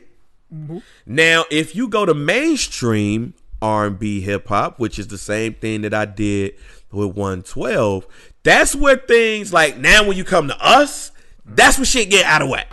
Because 112 got 5 number 1 hits, 7 top 10 singles, and 16 songs in that bitch. Whereas Jagged Edge has 2 number 1 hits, 5 top 10 hits, and 18 songs. So the number ones get out of whack right there. But let's not act like, and shouts out to my nigga Mike. And listen to the pod. Yes, he agrees with you. Yeah, it's a better song than Where the Party At. I don't give a fuck what you two think, though. Where the Party At is the better of the songs. But let's not act like them niggas ain't got He Can't Love You. No. They got records. No, I'm just saying. I'm not saying you. I'm just saying niggas better not act like they ain't got Where the Party At. He Can't Love You. Promise. Let's Get Married. Gotta Be. Walked Out of Heaven. Good Luck Charm. Trade It All with Fab. Put a little oomph in Good it. Luck Charm. Like, I need to hear that. Good Luck Charm. like- Fire. Like, let's not act like they ain't got some joints. Keys to the Range. Keys to the Range. Change with Jermaine Dupri. That was the it was in the Into Deep soundtrack too. Play how like it is a damn shame. You don't know nothing to the house, money, keys to the range. Oh yeah. Okay. Now, let's not act like they ain't got that. Don't get me wrong. 112 do got Only You, Cupid, Anywhere, Peaches and Cream. It's Over Now. What's the Dance with Me? Hey Love, which still makes me laugh. Nah, hey, look, I don't want to hear Prodigy rapping about getting pussy. I'm sorry. But as you see, I'm named, like, that's it for me. Like, this is even to me. It's even. Oh, it's definitely even. It's even to me. So I'm really going to be checking for the girls who are about in their 30s, early 40s. That is going to be throwing their panties out there, niggas. I think people getting fucked tomorrow. People my age, they fucking tomorrow because this is their shit. I just don't want them to, when they get to where they gotta, I got to really look at the list of songs. Now we know, even though the song may have charted, that don't necessarily mean B-sides chart. I think after 10 records, bang, it's gonna get snoozed. Yeah, I mean for both of them niggas, it's gonna be all 4 of them people that's gonna be there. Like all 4 of them, because I didn't even name. Did I name even 10 songs? That's what I'm saying. Only You, Cupid, after 10, Anywhere. Jot this down, Mike. Jot this down. Yeah. Only You, Cupid, Anywhere, Peaches and Cream. It's Over Now. And I'm just doing. Oh yeah. after 10 songs, Like Take You Home, Foxy Brown? It's no. It can't play that. And what's that 112? That's not 112. That was Case. No, Take You Home. Foxy? Take You Home. Who's on that song? Case. Oh. I think that's Case. Damn. Or no, that's wait, hold on, bro. What you talking about, fam? You right. I'm just trying to think. I know they on the song with Foxy Brown. I can't remember what song it is. Wait, Get Me Home? That's Blackstreet. Yeah, it's Blackstreet. That's Blackstreet. Yeah. Somebody got to call Boys to Men and Jodeci. We need it. Yeah, and I bet you we're gonna see that too after this, and we're gonna see people request it. I haven't actually seen anybody request that yet, but I'm about to tweet that because now I'm thinking like, yeah, this shit huff. It's gonna be huff, B. It's gonna be 10 songs and then we're out of here. They gonna be trying to get B-sides in, and that's when it's gonna get strange. It's gonna get really strange after that, bro. Don't start digging into the B-sides, bro. Don't start digging into the B-side. Jagged Edge can't play anything released after 2006. That's it. They didn't make any good music after 2006. Y'all call Jodeci. And 112 didn't put out anything after 2005. So they're done. This gonna be a short night, baby. This one gonna be an hour. They could get their joints in an hour. Yeah, this shit. I just, maybe since Zoe Dollars be in my shit, I just put it up in the stories. Like, man, like that's the better one. Cause that shit will go on all night. We need that one. That's the better one. And their B-sides is just as amazing as their singles. That's the one. We need Boys to Men versus Jodeci. That's the Four Tops and the Temptations of our day. We need that shit. I want to hear Down on Bended Knee versus Lately. I don't want to hear that shit. That's the shit I want to hear. I don't want to hear. Now that we just broke this shit down, I don't want to watch this shit tomorrow. That's what I thought. I already knew. I knew I wasn't watching it. And then Q ain't gonna be there. I'm in. I might. We here for Mike on Memorial Day. So now y'all about to fuck up my off day. Yeah, we good. But half of the niggas ain't there. What is this numbers? That nigga's not there. We good. We good. We in and out. I'm a glance in, and then I'm a glance out, just to see what's actually going on. For content purposes, of course, but I'm not gonna sit there on IG Live on Memorial Day watching Jagged Edge. Watching wrestling. Yeah, we good. What time it come on? If it's early, I'm pretty sure it's probably gonna be like 6 o'clock. It's gonna be when Raw come on, bang. Don't trip. We straight. She should be 30 minutes. It's gonna be 30 minutes. Well, it's gonna be an hour because we're gonna have technical difficulties. Of course, it's gonna take them longer. It should take them longer to set up. It's gonna be at 8 o'clock your time, bang. That's what time Monday Night Raw come on. So I'm gonna be in and out on it though. Nah, they gotta call Wanye. They gotta call Nathan, Wanye, Sean, and Mike. They gotta call Mike too. Get Mike in there. They gotta get Mike, and they gotta call KC, JoJo. Like, I'm telling you, it's wild. Like, and then I think Jodeci needed more than Boys to Men too. Cause Boys to Men constantly tour overseas and shit. That's what I'm about to say. Boys to Men still getting the bag. There's a lot of Asians and Europeans that's just like, oh, Boys to Men. They were still touring and shit. But for like Jodeci, I talked to KC about this. We talked about this. And he don't understand I don't think he truly understands the impact of his music even now. And this is dead ass. Me and young lady that I work with, Damo, shouts out to Fancy Damo. I did the Voices episode with him. And he didn't understand that like niggas still be in the club like doing the remix of Come and Talk to Me. He ain't realized that shit. He ain't realized how they have R&B tours and all that shit. So, like, he didn't realize that shit. At least that's what he told us, that he didn't realize that shit. Because I came away from that conversation like, huh? Like, nigga, do you know who you are? You're KC, nigga, you. Mr. Ooh, yeah. Like, you, nigga, what? Miriam, would you watch the verse, like the Verzuz shit with Swiss Beats? Would you watch Jodeci and Boys to Men? Yeah. See, look, you hear that shit real quick. You watching 112 and Jagged Edge tomorrow? Yes. Are you gonna watch it? I'm gonna watch it. Tell it's gonna be a short one. It's gonna be a short one. It don't matter. Oh, but you come in that era though. But everybody not gonna be there though. Huh? Tell her everybody not gonna be there. But everybody not gonna be there. Q not gonna be there. Q and Mike Q and Deron not gonna be there because they don't get along with them niggas. So it's just gonna be. So it's just gonna be Slim and Mike. I mean Slim, yeah, it's just gonna be Slim and Mike, and I think and the two twins. I'm still gonna watch it. She's still gonna watch it because she like them. What is this numbers in your pocket? They gonna play the jams. They're gonna play the records that they need to play. What song should be played first, Mike, to kick us off? They gotta start us off right. Start us off right. Dance With Me should be 112's first song. ain't mad at them if 112. And Where the Party At should be Jagged Edge's first song. No, that'd be like blowing your load. No, they don't have. Okay, here's the other part about this shit too. Jagged Edge don't really have a lot of up tempo songs. Right.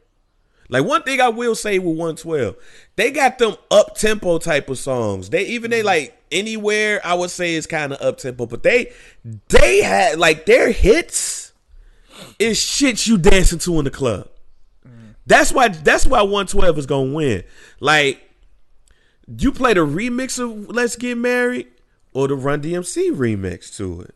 They're definitely. But then at this age and time, Run DMC really old. Promise is a slow joint.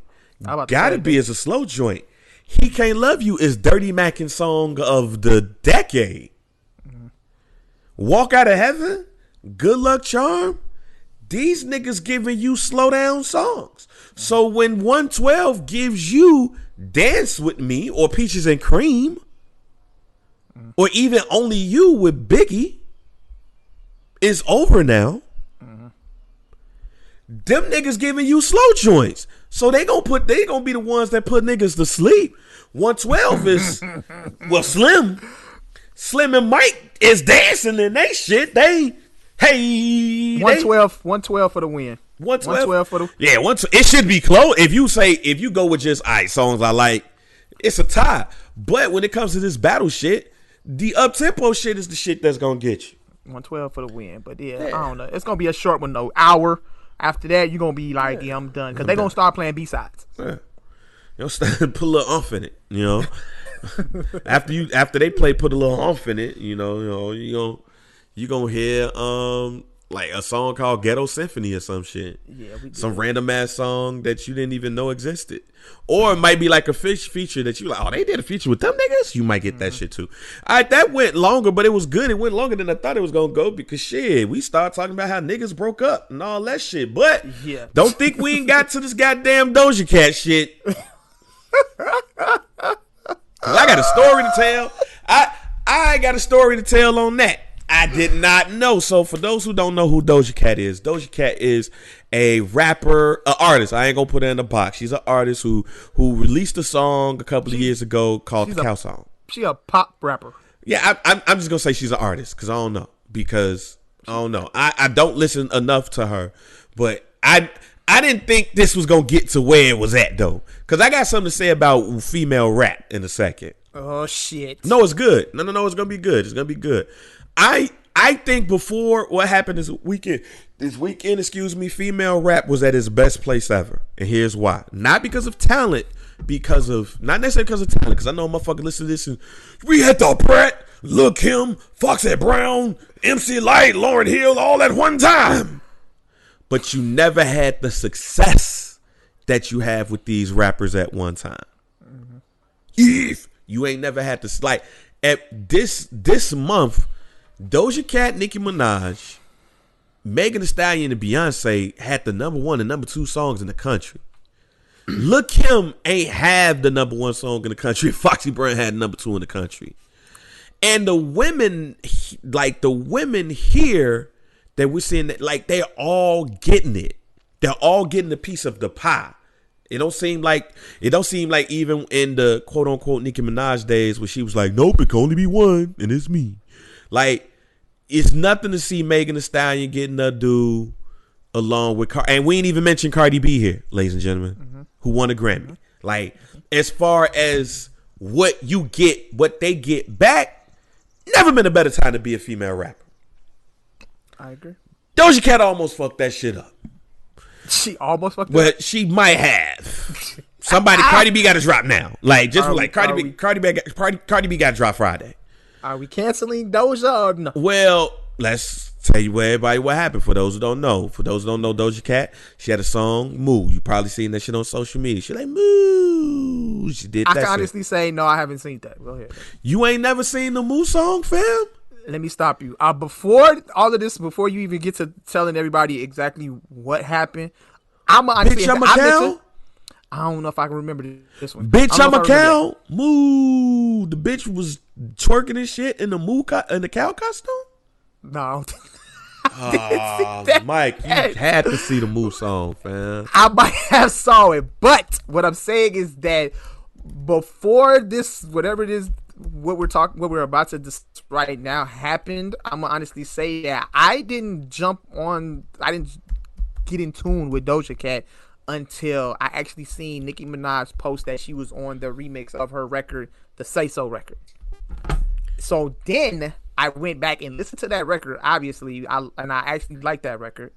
Then I went and listened to her. I like it. And then I went and listened to her project that she just released last year, Hot Pink, and she got some joints on there. Oh, she do? Yeah, look, bro. I just text you. Move. She's a pop rapper though. To me, she's a pop rapper. She like raps, and she actually got a flow.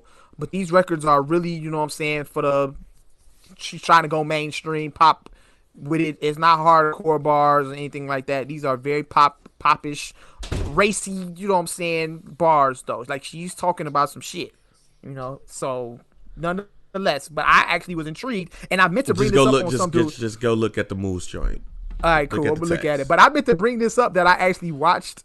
I actually listened to her project, and I was going like, yeah, this is some new shit that I was listening to. I think she dope though. But I proceed with telling us what Doja Cat did though.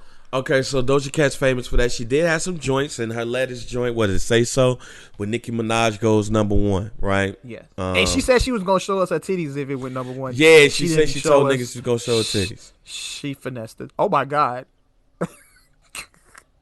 Okay. You ain't never seen that, Mike? Yeah, I don't know about this, babe. What the fuck am I watching right now? This went viral and everything. She just made a joke out of a song. Put some anime behind it, was twerking and shit, and ass was out and all that shit. What the fuck? Okay. Yeah, so. Go ahead, Bang. I'm listening. But yeah, man. So she released a song, Say So, becomes #1 and all that shit. Things looking up for her. And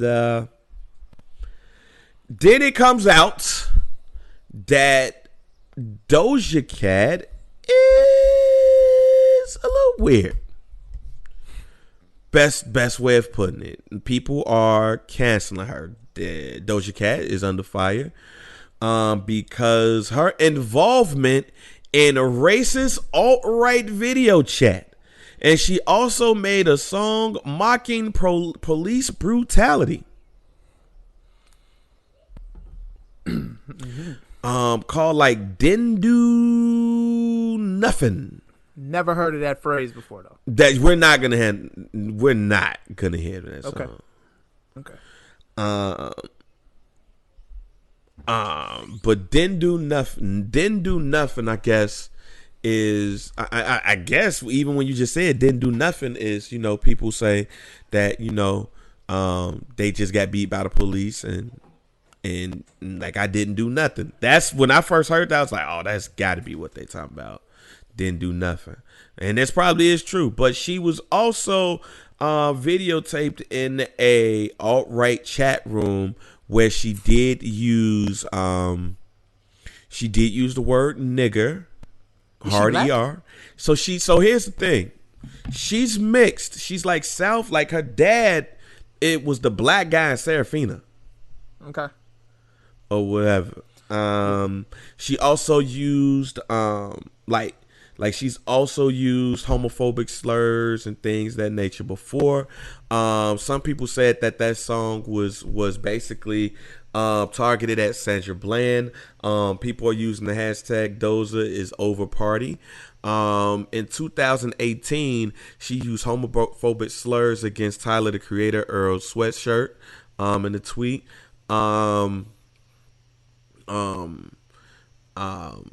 So yeah, she's been under fire for shit like just saying shit out of pocket. I mean, most people probably got some tweets from years ago. It's like, oh, but the didn't do nothing and then being in the alt-right chat group is what did it for a lot of people. Hence her cancellation. Now, I'm going to say that I was not a major fan of hers in the first place. So I don't give a fuck about a cancellation with her. But But what I will say is this, right?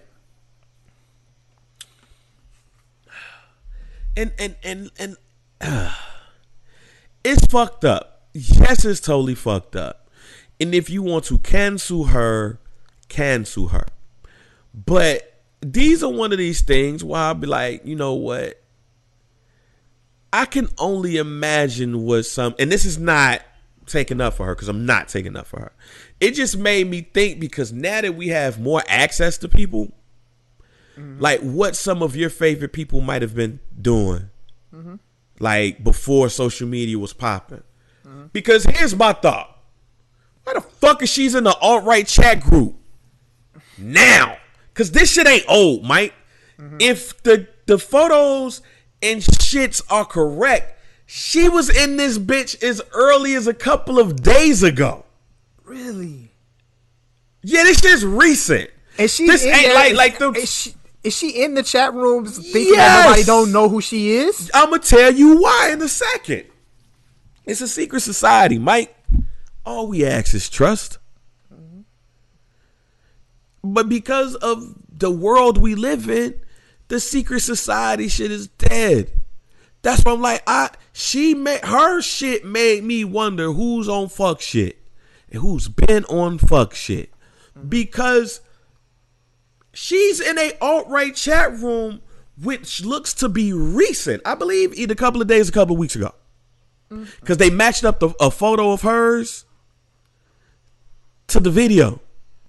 And both of them, and the photo was like a week or so ago. So if this is true, she's singing and she's doing all of this shit, but then takes the time to go to a chat room to kick it with niggas. Well, not niggas. Well, you know what I mean, like white supremacists and weirdos. So here it is. It made me think about this, right? She doing that shit. She had to be around a group of people that she trusted, that she was cool with, and this is almost like Klan shit to them. We go to the Klan meetings. Y'all might know I'm cool with dude, but you will never see me at the Klan meeting because we don't tell you what the Klan meeting at. It's like swingers. If your wife and you like the company of other married couples, y'all don't meet each other at Walmart and be like, all right, man, so you gonna fuck my wife and I'm gonna fuck your wife. We gonna meet back here. Like, that don't happen.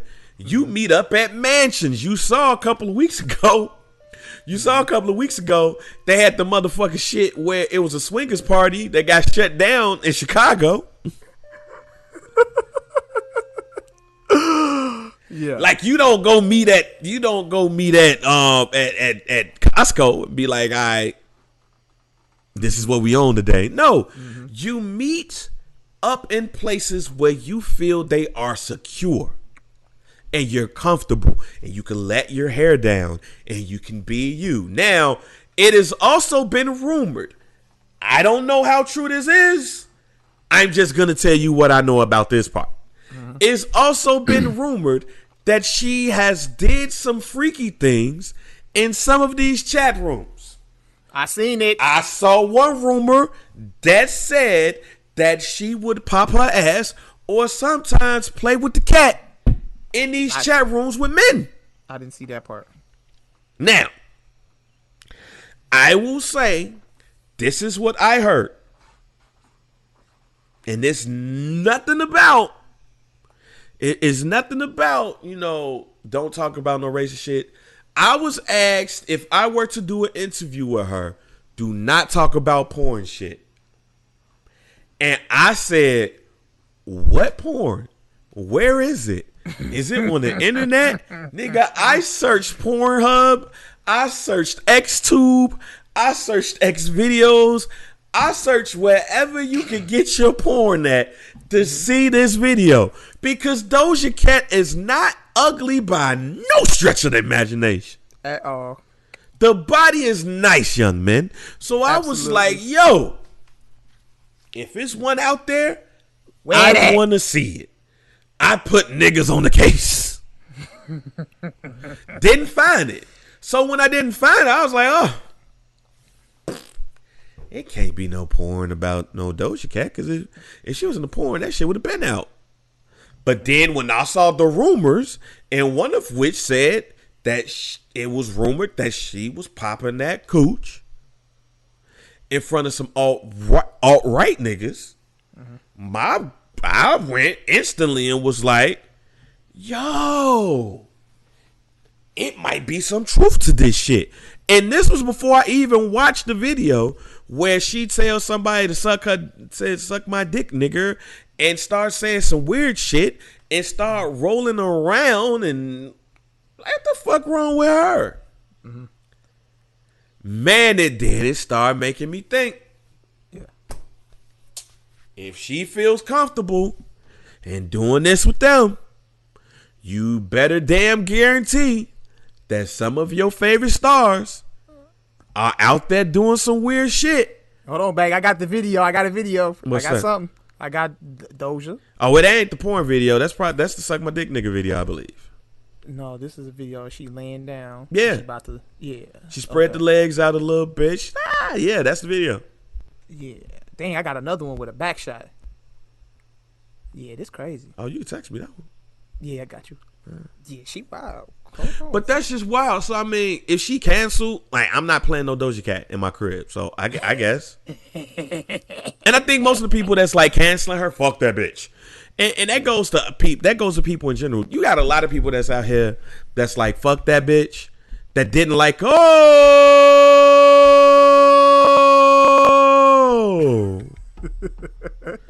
look at Wesley.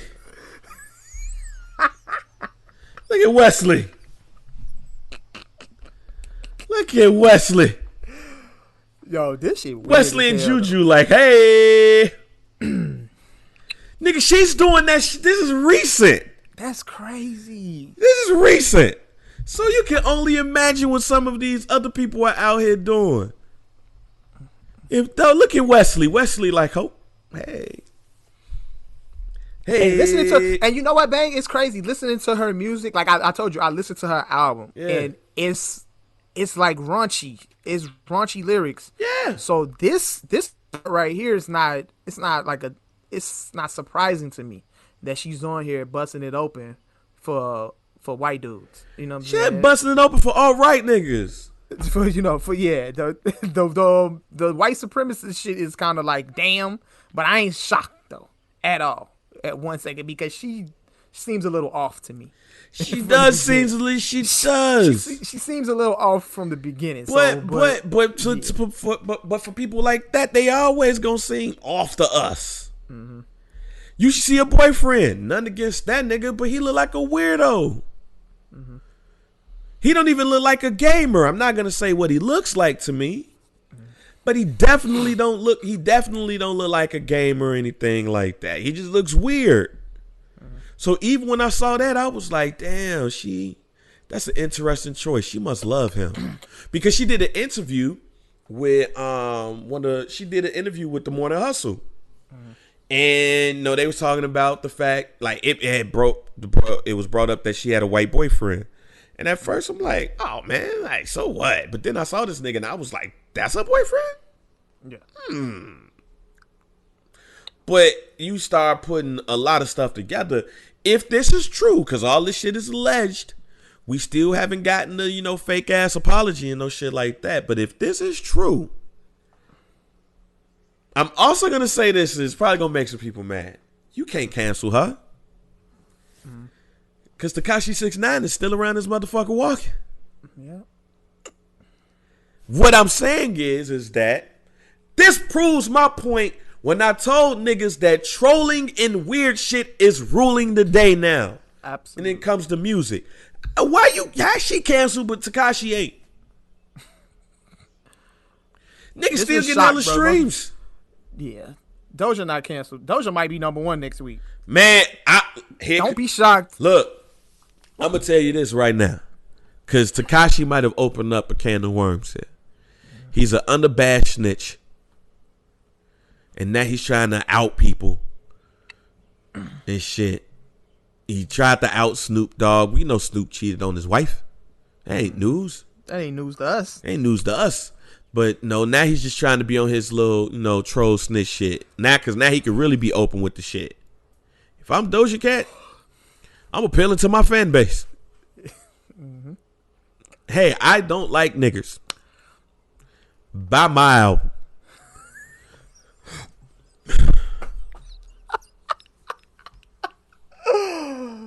Oh my God. And it all makes sense too, babe, because she has a song on her latest project. It's called Cybersex. That's the intro. Hey. That's the first song. Hey.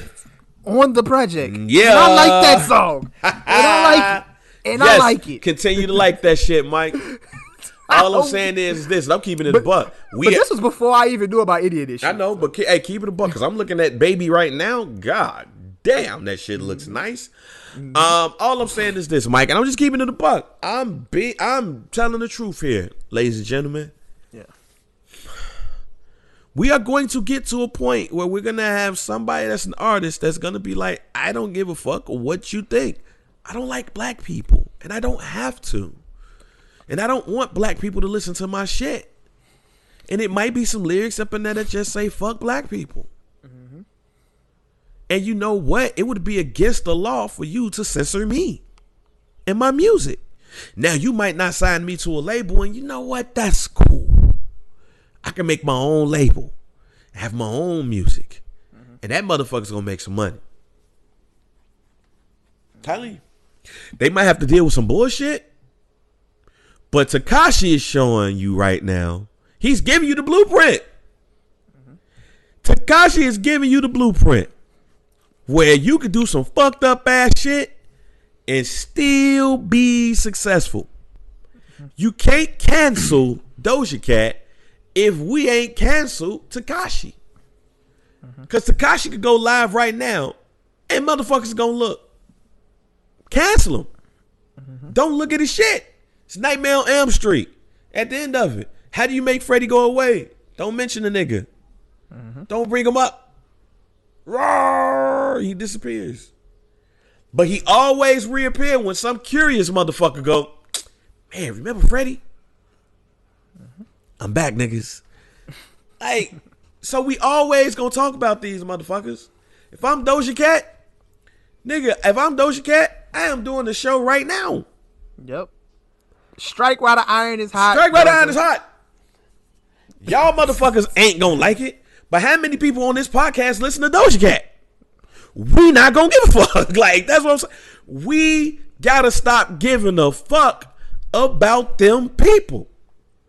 Because it's the first time and the last time we gonna ever talk about Doja Cat on this motherfucking show.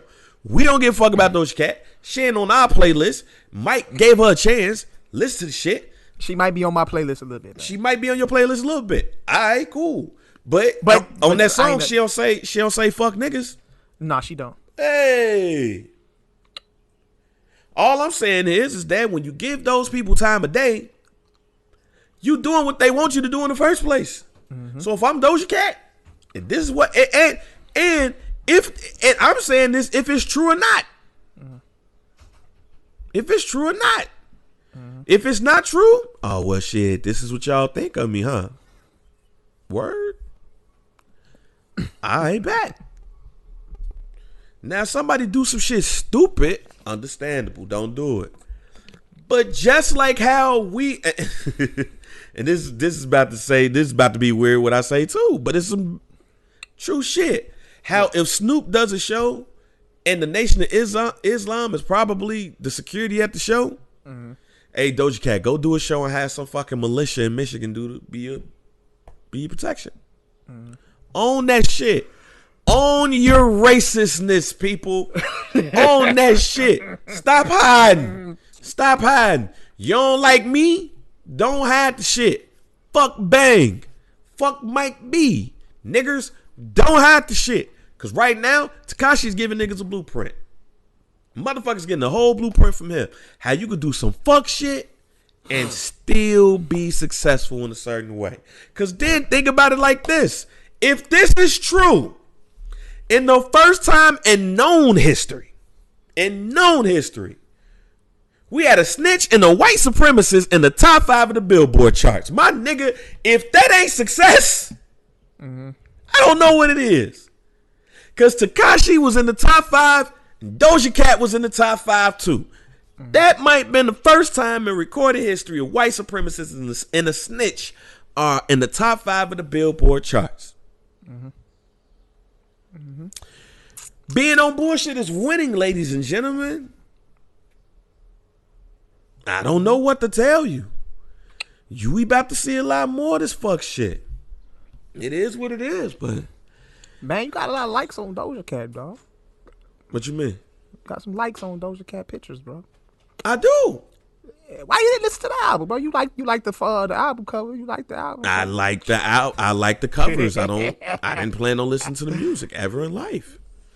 I have no reason to listen to it even more now. But again, that troll shit is winning. When did we ever thought a white supremacist sympathizer and a snitch would be in the top 5 of Billboard? Yep. And it's probably happened before, ladies and gentlemen. It's probably has happened before. But that's why I said known history, ladies and gentlemen. Known history. Because Tekashi is a goddamn snitch. And it looks like Doja Cat out here popping her ass for white supremacists. For the KKK. For the alt-right. Recently. That's the even messed up part about it. That's even That's the weirder part. This How ain't do some you shit. have- You can't even come out and be like, in 2014, I made a poor decision. And I regret. I'm sorry to my fans, my family for making such a poor decision. No, you got to come out and be like, on Tuesday, I made a poor decision. How do you have the #1 record in the country and you're on Zoom with the KKK? Please make me understand. 2020 people. It's 2020 people. You too can have the #1 album in the country. And pop your ass for Wesley, the white supremacist. Not saying that Wesley is, just saying. Man, look. Make me understand. And that's I mean, I know people can have the #1 album in the country and celebrate with doing coke. Cause that's happened. That's happened. Oh shit. You got the #1 song in the country. Oh shit. You know we gotta celebrate. Do that line. Yeah. I don't know nobody who's had a very successful song and was like, hey guys, how you doing? Yeah, #1 song. Yeah. That don't mean shit. Pop that ass for me. Oh, guys. Are you sure? She probably got an OnlyFans too. Oh, nigga, if she got an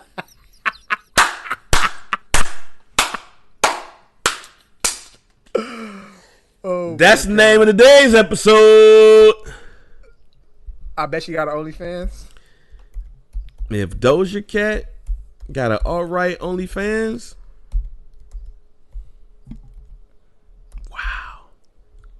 Wow. Yeah. Fam, if she probably got an alright OnlyFans. If this is true. Dog, don't be shocked if the next couple days, bro, like the actual other videos leak, more nudes leak. Just fam, look, bro. What if she was popping her pussy? What if she was playing with herself with a dildo? She might cancel herself, bro. Nigga. If oh yeah, you got goddamn right she would. But what if Mike, what if she was playing with herself with a dildo? Mm-hmm. In front of a "Don't Tread on Me" flag. With the #1 song in the country. What if she was playing with her pussy? She wild. What if she was bent over putting the dildo on her ass with a Nazi flag behind it? Yeah. I'm gonna let you know, ladies and gentlemen, for some black men, that might be hard to look past, but they still might look. They might be like, Yeah. Oh man, look at this bitch, man. She racist as hell. Now she up here playing with herself. She made her pussy squirt on the Nazi flag. Yeah. Oh, what the fuck? That shit's wild. She's a Nazi. But did you see how far that squirt went, man? You crazy. Her pussy fat than a motherfucker, fam. Look at this shit. No, nobody give a fuck about that goddamn flag, nigga. You see that ass, nigga? Yeah. Like, we know. Mm-hmm. We know plenty of niggas that will see Doja Cat and be like, if that was truly happening, they'd be on that. They'd be looking, be like, this bitch bogus as hell, fam. But damn, she bouncing the motherfucking dildo. Shit, let me subscribe to this Only Motherfucking Fans. It's coming. OnlyFans coming soon. Tell you, Doja Cat. If this is true, if it's true, she got OnlyFans. And only certain niggas got it. And it ain't niggas. Mm-hmm. It's Ted, Mark, Larry, Harry, and whoo, man, Mike, we've already went over time. We didn't even get a chance to talk about Ho Grant, but get some hot takes real quick. Some real quick takes real quick. Have any problem with Ho Grant? Bro, I'm over the Ho Grant shit. Like, bro, the man, look, bro. Ho Grant is Ho Grant. Him and Scottie Pippen are best friends. Them niggas is real BFFs, goddammit. Them niggas is friends for real, and we see why. Back in the day, it was Horace Grant, Scottie Pippen. Then when Horace Grant got traded, then he wanted to BFF with Mike. Nah, bro. Like, okay. I'm good. Okay. I'm good on Ho Grant. I'm good on Ho Grant and shit. I'm almost good on Scottie too, fam. I'm almost good on these niggas. Okay. Yeah, bro. Like, you feel how you feel, bro. Mike already said before the documentary came out, bro, that this shit was gonna make motherfuckers not like him. Not just fans, but probably his old teammates as well. We knew that already. So okay. He said that he wasn't the leak on the Jordan Rules book. But everything he's saying now matches what says in the book. Matches what you said in the book. And that Insider magazine cover ain't helping your case at all. Yeah. You slandering Scottie on that, fam. They got the actual quote where you going at Scottie too on the fucking cover, bro. Like, Ho Grant need to make up his mind, man. He need to really make up his mind. Is it Uchi Wally? Or is it one Mike? One Mike. So bruh, relax, Ho Grant. Like, relax, fam. I look. I keep telling niggas Scottie made his bed. He got a lie in it. What the fuck, y'all? Look, Mike. I don't get why niggas is like, yo, he got Scottie out here in a bad light. This nigga put Slim fucking Boulder in the doc. Mike ain't have to talk about Slim fucking Boulder. He didn't have to talk about a nigga that went to jail gambling and he gambled with this nigga on a daily basis. This nigga Mike put his gambling shit in there. He put the death of his daddy up in there. He put the fact that he punched niggas in the goddamn dock. Shit that we already knew about, but you know, we never actually heard him discuss this shit firsthand. Right, we knew all them shit. It was nothing in that documentary that we didn't know about Scottie. Mm-hmm. We wasn't like, oh shit. So just like Mike had a lot of shit, Scottie had a lot of shit up in that. It wasn't even a lot. It was like, okay, all right, 1.8. Mike, we never heard about Slim Boulder. At least I can remember. So to each his own on that shit. That nigga put out his fuck shit too. Scottie better get the fuck out of here. He the motherfucker who said that shit that if he'd do it again, he'd do the same thing. Fuck out of here. Get the fuck. And Scottie, and Horace Grant. Look, man, look. Mm-hmm. You one of. I'm not saying you the only one, but you one of them because everything you saying now is what you said in the goddamn book. That was said you saying in the book. So fuck out of here. Dak Prescott. If that rumor is true, how you feeling? Yeah.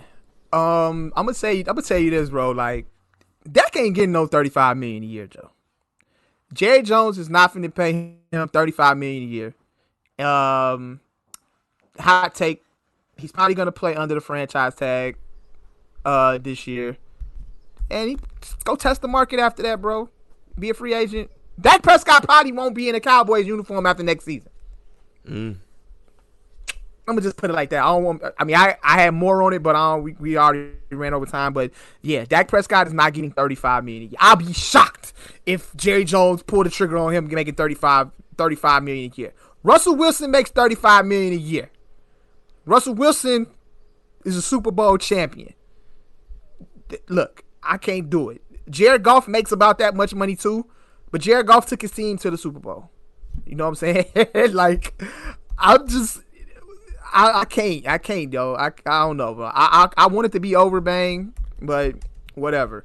But Dak Prescott is going to play under his franchise tag. Dak Prescott's making $30 million this year on the tag, so he's going to get his paper for this year.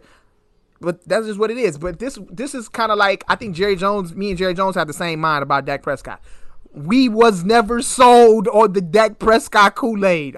We was not drinking the Kool-Aid. We was not drinking the Dak Prescott Kool-Aid. I was not drinking it when he took over for Tony Romo that year. He was already put in an offense that was created around Tony Romo that had the weapons, and he succeeded in it. He succeeded in the offense with weapons around him. Okay. And he showed that he had more weapons around him, and he was only able to go 8-8 last year. If anything, they should have paid him before that. Like, I don't know, but he's not finna get that $35 million a year type shit though. Okay. And it looks like the NBA season might be restarting in late July. Are you down with that? Yeah and no. Yeah, because obviously I want to see some basketball, but no, like. Are we going straight into the playoffs? Are we are we like playing 10 games then go into the playoffs? Because there's like certain teams that don't even need to fucking play. Like, you know what I'm saying? It seems like the last place teams, why are y'all getting back out here playing basketball? Y'all was in last place. Yeah. What's the point of really doing that? So, but I don't know, man. Like, Did you see James Harden?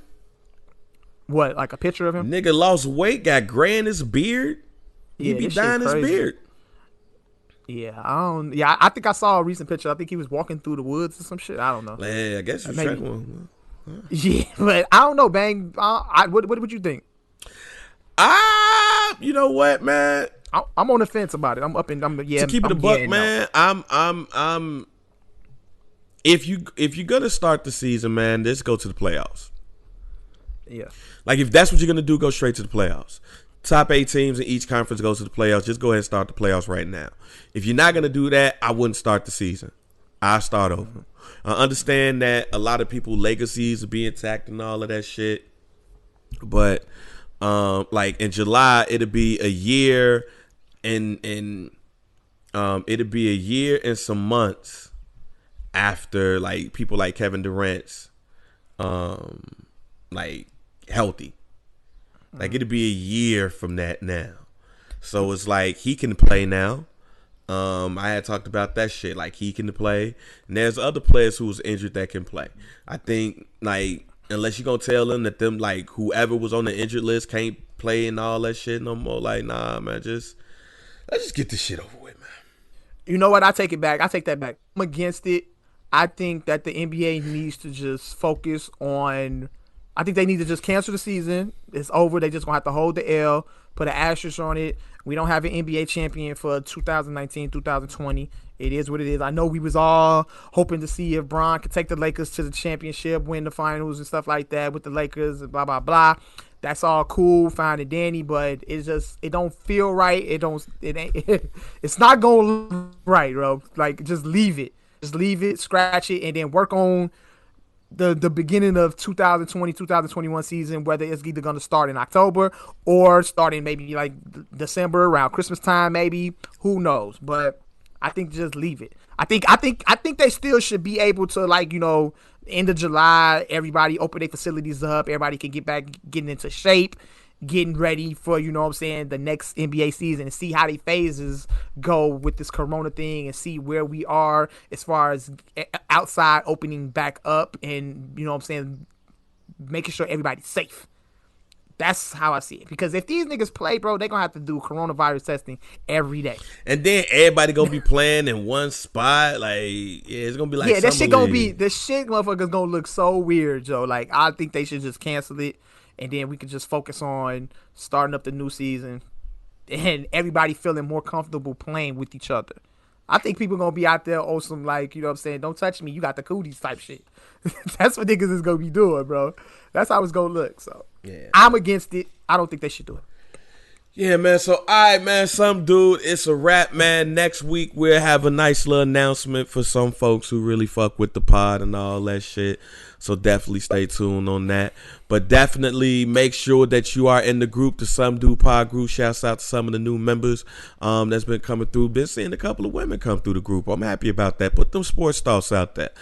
Make sure you follow us on IG at Some Dude Pod. Make sure you rate, like, subscribe, download the What Digital, the home of Some Dude Pod, wherever you listen to podcasts. And this whole fucking time, I've been watching this shit on ESPN and just realized that this racing is a game and not real cars. Wait, what are you the talking about? fuck? I just realized I'm watching some shit on ESPN. I ain't turning the channel, but I just realized that that's a video game and not real people. I gotta see what you're talking about. It's on ESPN2 right now. Okay, I'm gonna go check it out. Wow. I don't have a TV in front of me. But that just when you go upstairs, you'll see. Like, the whole time I thought this was like some real shit. Wow. Hold on, I got Xfinity on my phone. Let me see what we looking at right now. Wow. I thought this was. Wow. Oh shit, this is a video game. I didn't realize it till now. Wait, you thought this was like actual? But I was doing a pod. I just looked up Okay. and was like, oh, okay. Why is this happening? What is this? Yeah, this is like I'm watching. Yeah, it look like I'm watching a race car game in an arcade or some shit. Yeah, I'm good. I ain't fucking with that. Wow. So yeah. Anything else, Bang? And man, that's it, man. So I'm Bang. It's Mike B. Hey, Some Dude Pod. We out, man. Peace. Yo, it's your girl, Night Cal, and this is Some Podcast. We out. Peace.